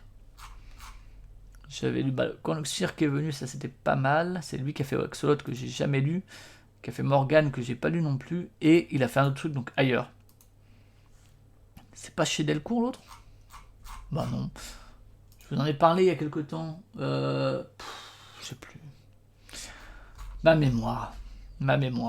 En tout cas, on reconnaît très bien son identité visuelle, et donc là il y a ce côté où ça parle un peu de peau d'âne autour de ce personnage très fort féminin qui le roi Lucan qui la recueille, qui recueille un personnage il va y avoir une petite fille qui va naître, qui va être cette personne-là, et bon, je vais pas vous en dire trop, mais en gros, sa mère va disparaître, il va se passer des trucs pas cool, et elle va essayer de s'en sortir d'une manière ou d'une autre. Je sais pas si j'ai préféré celui-là ou l'autre que j'avais lu. C'est pas mal, il y a toujours pour le coup des visuels assez marquants et assez identifiés. J'aime beaucoup les couleurs qui sont utilisées. Après, c'est des thématiques un peu déjà vues, normal, parce que je pense que ça s'inspire de contes assez communs, enfin assez connus, avec des archétypes aussi de personnages et tout.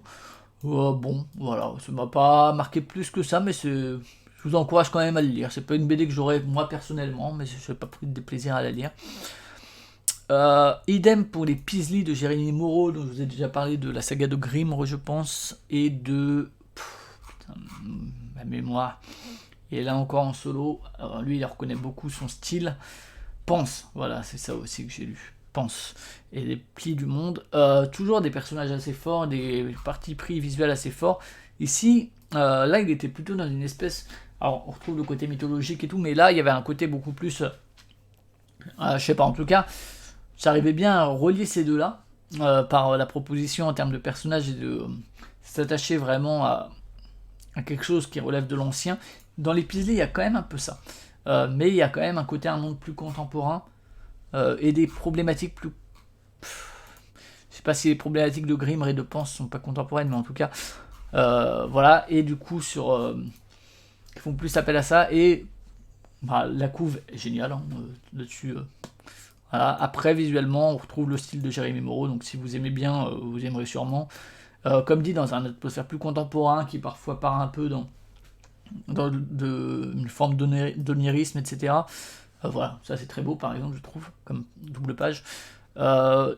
Les problématiques abordées sont plus classiques sur la relation à la technologie, la relation au monde, les espèces de conflits qu'il peut y avoir l'un avec l'autre. Voilà, bon. Commençons. Voilà, ça par exemple, ça je trouve ça trop bien comme page. Enfin, comme double page, je trouve ça très très brillant en termes de découpage, de couleurs et tout, c'est très très joli. Donc voilà, les Peasley, bon, Jérémy Moreau continue de me convaincre sans être un auteur qui me marque plus que ça non plus, quoi. J'ai lu The Private Eye de Brian K. Vaughan et Marcos Martin. C'était un truc qui était proposé gratuitement à l'époque, format italienne, qui a été réédité chez Urban en 2017, je crois. Je sais pas si c'est toujours consultable gratos. Écoutez, Brian K. Vaughan, moi j'aime beaucoup Saga, mais même si je trouve que ça tire un peu en longueur, mais par contre j'ai lu d'autres trucs que j'ai vraiment pas aimé. Écoutez, celui-là, ça se classe plutôt dans les corrects de Brian K. Vaughan, avec un très bon travail visuel pour le coup. L'univers dystopique et futuriste, bon, c'est pas si original que ça, la manière dont... C'est un monde où Internet a un peu disparu, où les gens utilisent des masques et tout. Des masques, pas comme dans... Pas juste des masques de carnaval, mais voilà, des espèces de trucs virtuels qui donnent sur l'identité et compagnie. Et là-dedans, c'est surtout une espèce de thriller qui est pas trop mal. Voilà, le thriller est pas mal en lui-même. Après, j'ai pas trouvé... sinon, ça plus marquant qu'autre chose, quoi. C'est pas mal, mais c'est pas non plus mémorable. Et puis, encore une fois, les thématiques abordées vis-à-vis de la technologie, etc., sont pas non plus les plus brillantes. Et les personnages sont aussi assez classiques. Pas beaucoup de... intérêt là-dedans. Et One Piece, j'ai commencé One Piece, alors je vous reparlerai plus tard parce que j'ai juste commencé, je crois que j'en suis au tome 10 ou 11. Voilà, One Piece, un bon... les années 90, voilà. Le mec se lance dans One Piece, pourquoi pas. Écoutez, ça commence bien, shonen classique, avec des personnages très forts, caractérisés, qui datent de son époque, qui... on voit exactement un peu toutes les ficelles, et c'est vraiment des archétypes des personnages là-dedans, qui sont quand même cool, qui ont quand même... Il y a parfois quelques raccourcis un peu... et quelques ruptures de ton qui sont un peu étranges dans leur caractérisation. Il y a aussi évidemment le format veut ça, des arcs et beaucoup de fillers qui traînent un peu en longueur et qui sont vraiment là pour faire du remplissage et qui sont moins marquants. Bon, je reviendrai dessus, comme dit, j'ai 90 tomes à lire, donc j'ai un peu le temps. On a fini avec le hors-jeu. Et je vous en reparlerai pas la semaine prochaine hein, de One Piece, hein, je vous en parlerai peut-être quand j'aurai bien avancé, quoi. Parce que sinon vous allez en avoir toutes les semaines. On va passer pour finir à une petite partie.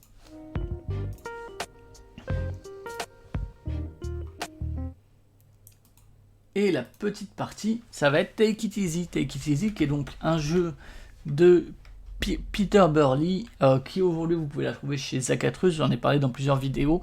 Jeu qui se joue de 1 à 6, de 1 à 8 même, pardon, et qui, bon, ils disent 20 minutes sur BGG, c'est beaucoup plus court que ça. Et qui a quelques variantes et tout, je vous avoue que moi je joue toujours sans variante. L'idée c'est que c'est un pure duplicate, c'est-à-dire qu'il y a toutes ces tuiles.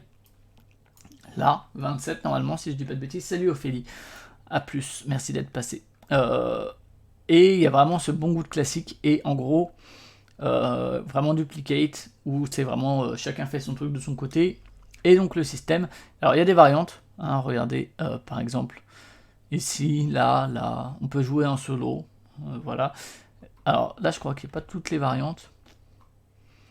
Et il dit aussi, le plus haut score, c'est 307.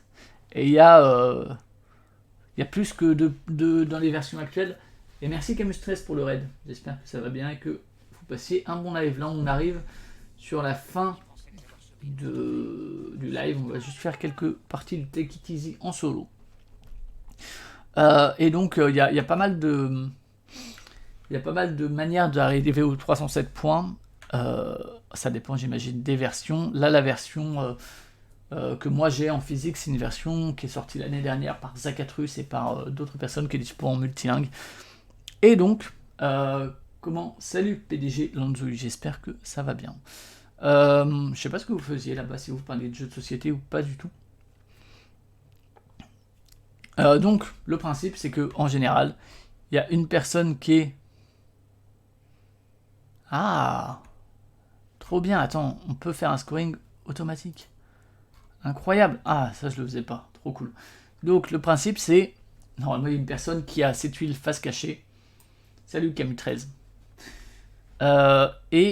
Du coup, bon là c'est dans un sac parce que merci Tabletop Simulator. La personne prend une tuile et tout le monde prend la même tuile. Et doit la placer sur son petit plateau. Où on veut, il n'y a pas de question de placer de manière adjacente et tout dans le jeu de base. Alors il y a, comme dit, des variantes, il y a aussi des variantes avec des soleils et des lunes, mais que je n'ai jamais utilisé. Donc là, moi, il me faut le 1-6-4, qui est là. Et donc je choisis, je le place où je veux, le 1 devant pointer vers... Alors on va changer ça.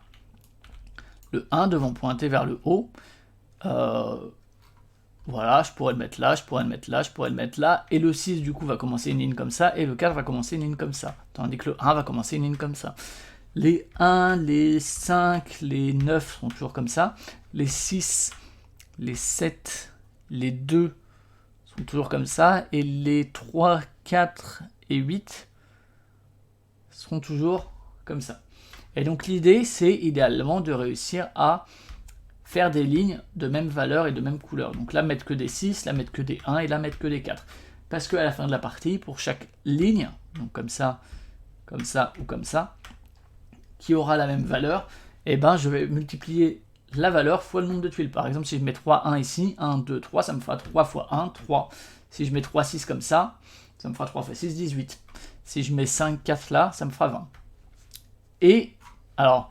Si on était à plusieurs, mais évidemment, hein, cette personne-là, c'est le 1, 6, 4 qui est là, bah peut-être qu'elle l'aurait mis là. D'accord ? Elle n'est pas du tout obligée de le mettre au même endroit. Et donc, à la fin, on n'aura pas le même score parce qu'on n'aura pas fait les mêmes choix. Donc là, admettons que je vais le mettre là. Hop, deuxième tuile. 9, 2, 4. Et alors, il faut savoir qu'il y a 27 tuiles, mais il n'y a pas 27 cases. Donc, on n'utilisera pas tout. Donc, on ne peut pas faire du gros calculatoire, quoi. 9, 2, 4. Donc, 9, c'est là. 9, 2, 4. Donc les 9 en général, évidemment, on va essayer de les mettre plutôt sur la colonne centrale parce que ça peut faire jusqu'à 45 points. Et donc l'objectif, c'est de faire le score le plus haut possible en solo comme à plusieurs. On va peut-être le mettre là, comme ça, là on peut continuer cette ligne de 4. Et ensuite, alors 1, 6, 8, 1, 6, 8. Alors là, par exemple, ça m'emmerde un peu parce que du coup, je pourrais effectivement continuer le 6 là, mais le 1, c'est le plus faible nombre. Donc je vais peut-être plutôt le mettre là en espérant pouvoir faire du 8. Comme ça, on va voir. Ensuite, 9, 7, 8. Alors ça, c'est la meilleure. Idéalement, on essaie de la mettre là, mais même si ça marche rarement, pour faire 7 x 5, 8 x 5 et 9 x 5. Mais on va la mettre là, c'est pas mal, parce que ça va prolonger ici le 8. Donc, vous voyez qu'on n'est pas obligé de se mettre adjacent à quoi que ce soit. 1, 7, 3. Ok, alors là, par contre, ça pue. Peut-être là. Allez. 9, 6, 8, c'est là. Alors, là, on commence à avoir des petits choix. On va devoir commencer à tuer un peu des lignes. Sûrement. Alors, je peux la mettre là sans tuer aucune ligne. Mais bon, de toute façon, je ne ferai pas tout. Je pourrais commencer là aussi pour me dire je continue du 8. Mais il y a très peu de chances que j'arrive à faire ça et ça en 9. Puisque vous voyez que le nombre est limité. Et que, comme dit, on ne va pas tout piocher. Mais on peut essayer de faire ça. 5, 6, 3. Alors... si je veux continuer le 6 ici, je me tue ma ligne de 9 verticale. Si je le mets là, je tue la ligne de 1, ce qui est le moindre de mes problèmes. Ou bien je fais ça, mais non, c'est pas très intéressant. Écoutez, je vais le mettre là. Donc là, ma ligne, elle est morte parce qu'il y a deux valeurs différentes. Les lignes, on les compte que s'il n'y a que la même valeur. Mais par contre, je prolonge la ligne de 6, ce qui ça est plutôt cool. 5, 7, 8. 5, 7, 8. Je tue soit mon 8. Je vais continuer le 8, je pense. Est-ce que ça va me compter ça direct? Donc 7, 5, 7, 8, on va voir. Je voulais le mettre là. Non. Mince. Je pensais que ça calculerait automatiquement. Flûte. J'avais cet espoir. Mais non. Quel dommage. Donc. 9, 6, 3. Alors, bah là c'est bien ici. Regardez, parce que ça va dans la ligne du 6, dans la ligne du 3 et dans la ligne du 9. C'est pas mal du tout. Continuons. 9, 7, 4. 9, 7, 4. Alors, écoutez, là c'est nickel. On va pouvoir faire ça. 5, 7, 4. Nul. Et si pour faire les 7 peut-être. Allons-y. 5, 7, 3. 5, 7, 3. Je pourrais le mettre là. Alors je tue ma colonne de 1, mais c'est pas bien grave. Faisons ça. Bon, je pourrais de toute façon pas faire cette ligne de 7, puisqu'il y a un 2 ici qui traîne, vous le voyez. 5, 2, 8. Alors, qu'est-ce que je peux faire d'intéressant avec ça? Là, pas grand-chose. Je pourrais faire ça. C'est le moins pire en espérant faire une colonne de 5. J'aimerais bien maintenant que je chope un 9 pour là et un 9 pour là. 1, 2, 4. C'est pas ce que je voulais, mais tant pis. On va essayer. Bon, je vais me niquer mon 6. Mais je vais pouvoir avancer dans le 4. Faisons ça. 9, 2, 3. 9, 2, 3. On va le mettre là pour faire cette ligne de 3. 1, 6, 3. Je pourrais finir, pardon pour le micro, je pourrais finir le 6. Mais je me tue ma colonne de 9, quoi. Mais un tien vaut parfois mieux que 2 tu l'auras. Allez, on va essayer de faire ça, tant pis pour mes 9. 1, 7, 4. On va finir le 4, hein, et je me tue ma colonne de 5, tant pis. Là, il faudrait que j'ai 2 9. Raté. 5, 6, 8. Voilà, je suis mort de mort. Hein. Est-ce que je peux sauver quoi que ce soit? Non. Donc là, peu importe. Je crois. 9, 6, 4. Hop.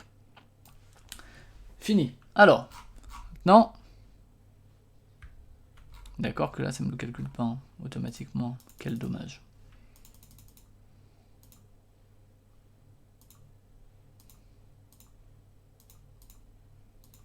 Ouais, non, ok, c'est nul. Donc, ce qu'on va faire, c'est, on va regarder. Alors, ici, j'ai 6 x 3, donc j'ai 18. On va écrire 18. Celle-ci, là, j'ai 5 x 4, ça me fait 20, donc ça me fait 38. Ok, donc celle-ci me rapportera plus de points, celle-ci ne me rapportera pas, et celle-ci non plus. Ici, j'ai 8 x 4, hein, on travaille les multiplications, 8 x 4, 32, 38 et 32, ça me fait 70, c'est ça? Si je me trompe sur mes maths, vous me dites. Hein. Voilà, on va pouvoir retourner ça, ça aussi, ça on va la garder, et ça on va retourner. Ok. Ensuite, ici, bah, elle me rapporte 3 x 3, 9, donc ça me fait passer à 79. Elle ne me sert qu'à ça. Ici, elle me sert à rien parce que j'ai déjà compté mon 4 x 5. Celle-ci, elle va me servir à rien non plus. Celle-ci, oui. Celle-ci, non. Hop. Celle-ci, on a déjà compté les 3. Ici, j'ai donc 4 x 7, 7 x 4, ça fait 28. 79 et 28, ça fait 107. Je crois que le jeu part du principe que tu as gagné si tu dépasses les 100 ou une connerie comme ça. Voilà, on a fait scorer, on a fait scorer, on a fait scorer, et le reste, rien de score, je crois. Donc 107. Voilà, bon, c'est pas brillant, mais voilà. Ça me fait 107 points. Tac. Et donc le but, c'est évidemment tout simplement de faire le meilleur score possible. propose qu'on en refasse une. Je note mes scores pour BG Stat comme d'habitude. Donc 107. C'est mon score. Refaisons une partie. Faire comme ça, c'est plus rapide hein, pour moi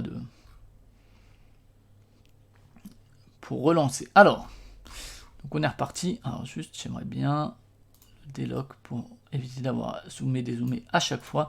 Et donc, comme dit, il y a des variantes et tout. J'ai des dizaines et des dizaines de parties. J'ai jamais joué avec les variantes. Je trouve que c'est toujours aussi agréable. C'est brillant. Hein. Moi, je trouve que ça a pu influencer les Super Mega Lucky Box sans le côté bonus en cascade. Il y a le côté très duplicate. Mais où, quand on joue à plusieurs, on est là et dire vas-y, sors-moi le 5-6-4, vas-y, sors-moi le 9-6-8, etc. Un peu de prise de risque puisque tout ne sort pas. 1-6-4. Genre là, ça me paraît peut-être pas mal. Allons-y.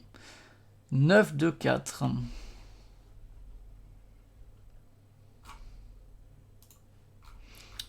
9-2-4 est là. Est-ce qu'on le mettrait là? Vas-y, on va essayer. On va pas essayer de faire le 9 global là. 1-6-8. 1-6-8. Oh là là. Allons ici. 9-7-8. Donc celui-là, c'est vraiment le gros banger, quoi. Qu'on veut tout savoir. Mais là, il m'a un peu embêté. On va le mettre là. Ça me paraît ambitieux, mais bon. 1-7-3. Allons-y. 9-6-8. 9-6-8. Bon. Enfin. Je me tue mon 8 là.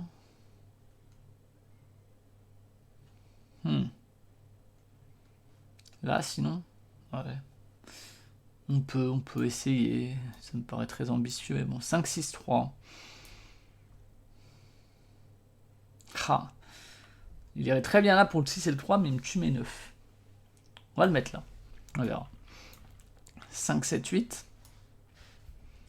Eh ben écoutez, lui, il a une place parfaite ici. 9-6-3. Et ben voilà, regardez. Tout va bien. En fait, tout va bien, mais petit à petit, on a de moins en moins de choses qui vont bien, hein, vous en doutez. C'est de plus en plus punitif. Et on se dit, merde, putain, je suis obligé de le placer là. Je voulais vraiment pas du tout le placer là et tout. 5, 7, 4, c'est là. 5, 7, 4. Le 4, je pourrais le mettre où? Je pourrais mettre là. Je m'en fous un peu de tuer la colonne du 1. Mais je tue aussi la ligne du 8. Sinon là ou là. Ah, là, je tue mes 8. Là, allez, tant pis. Faisons comme ça. 5, 7, 3 encore. M'arrange pour.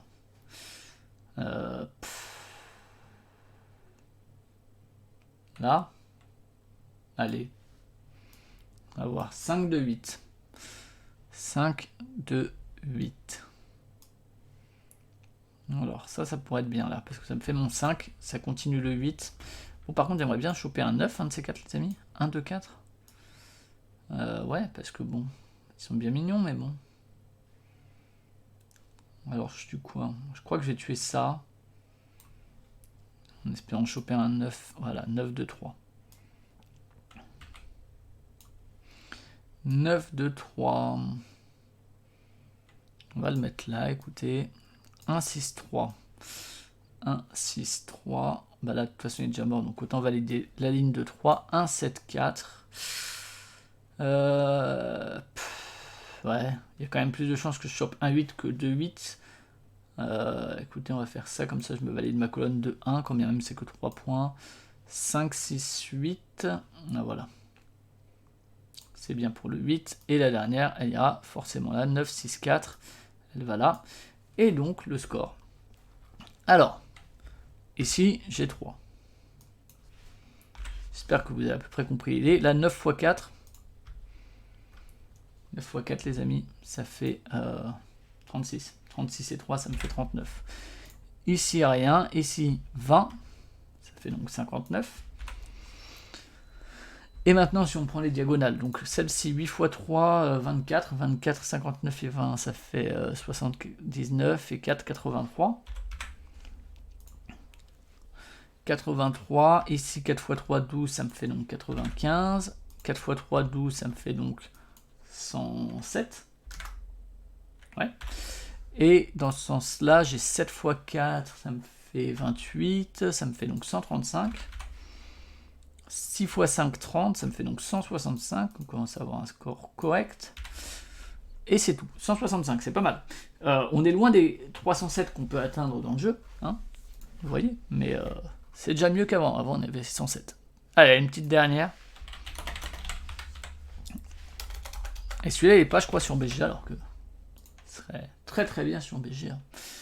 Alors, on va délock ça comme avant, hop, voilà. Tac, maintenant on peut le lock. Allez, dernière partie. 1, 6, 4. 1, 6, 4, il est là. Où est-ce qu'on va le mettre? Et donc, comme dit, ouais, il y a des variantes qui disent il faut le placer de manière adjacente, ou bien il y a des soleils et des lunes, et il faut que tu essayes d'équilibrer je ne sais quoi. On va essayer de le mettre là. 9, 2, 4. Allez, va pour ici. On va essayer de se faire cette colonne de 9 là qui vaut quand même 45 si on y arrive. 1, 6, 8. Moi, alors je suis je pense très peu original dans mes choix de... Enfin, j'ai tendance à répéter mes erreurs. Ça va ne pas marcher. Allez, on y croit. 1, 7, 3.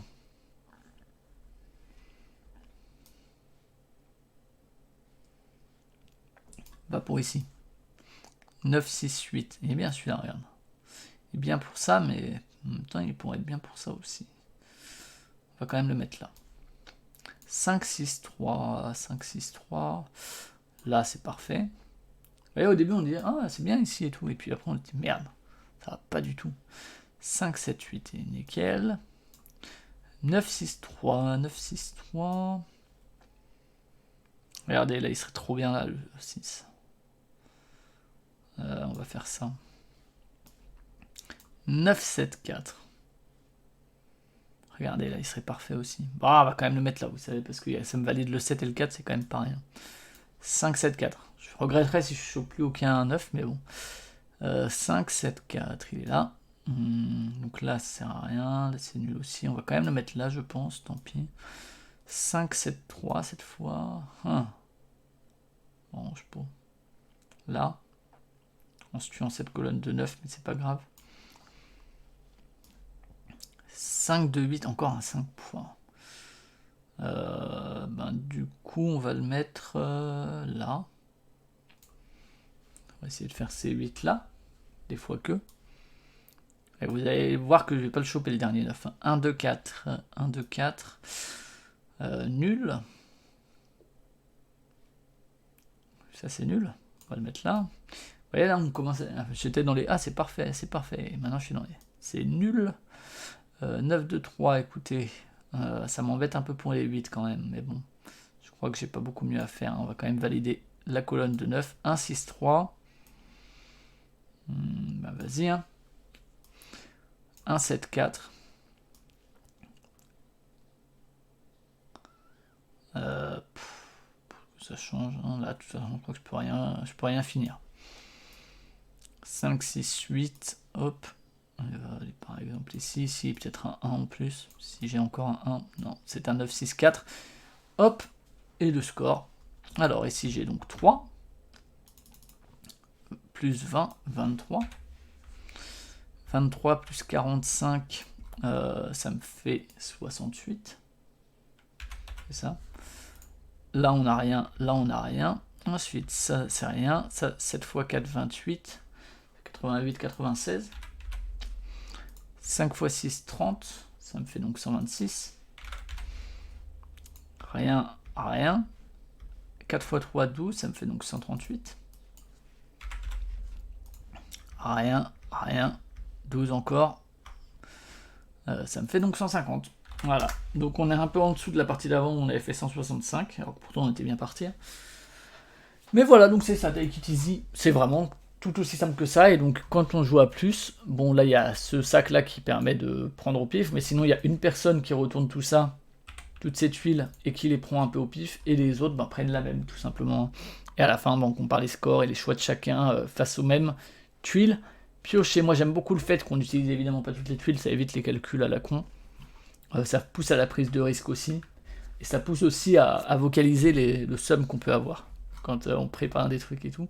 Mais je trouve ça brillant, moi, franchement. Ça éclate la plupart des propositions actuelles encore, hein, sans aucun souci.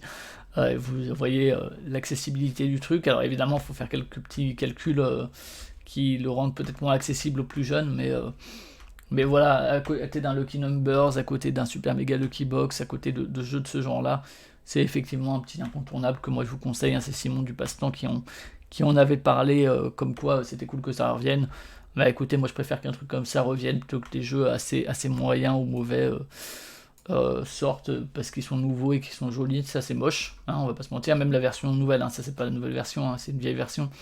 Même la nouvelle version elle est dégueulasse, hein, mais fait difficilement plus efficace. Bien, et ben sur ce, passons donc à la conclusion. Et voilà, donc c'est fini pour aujourd'hui. Encore une durée à peu près raisonnable, hein. Quand on fait de l'hebdo, ça va. C'est quand on fait rien pendant un mois que ça s'éternise. Alors il y a eu des versions, on a joué pour ceux qui sont en podcast, comme j'ai coupé, on a joué à Take It Easy, allez voir parce que c'est très bien. Il y a Knizia qui a participé avec lui pour faire Take It Higher et Take It to the Limit ensuite en 2006. Qui sont sûrement des espèces de variations avec des trucs en plus, peut-être des plus grands plateaux, que sais-je. En tout cas, c'était très bien. Allez voir ça en vidéo si vous voulez. Il y a le... Je sais pas si je mets le lien dans le billet. Mais allez chercher sur YouTube, hein, c'est facile. Donc voilà, c'est fini pour aujourd'hui. J'espère que ça vous a plu, que ce côté un peu statistique était intéressant, au moins, disons, à découvrir, et que peut-être ça va vous pousser à aller voir le site en question. On se retrouve peut-être la semaine prochaine, peut-être dans 2 semaines, je sais pas, avec sans doute des nouveaux jeux ou des jeux plus anciens dans de nouvelles configurations. J'aimerais bien rejouer à Dog Poker et à Matching for You dans d'autres configurations. Ce week-end, il y a le salon Happy Games à Mulhouse. Si vous y êtes, passez un bon salon. Moi, j'y serai aussi avec des amis. Je sais pas ce qu'on fera, si on jouera ou pas, mais on va essayer. Voilà. J'ai fait à peu près le tour. Merci aux personnes qui sont passées. Merci Camus13 pour le raid. Camus ou Camus, je sais pas comment on le prononce.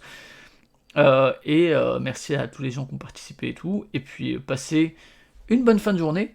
À plus. Ciao. Tu comprends? Les vrais clients ont changé. Et qu'on s'en aperçoit à peine, sauf les gens, sauf bien sûr, vous êtes au courant, mais les clients ont changé, je veux dire. Les clients de la télévision, c'est qui? C'est plus les auditeurs. Les clients de la télévision, c'est les annonceurs. C'est eux les vrais clients. Les annonceurs, c'est les vrais clients, il n'y a plus de...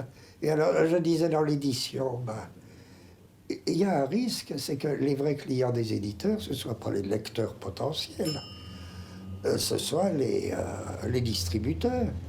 Quand les distributeurs seront vraiment les clients des éditeurs, qu'est-ce qui se passera? Ce qui intéresse les distributeurs, c'est la rotation rapide.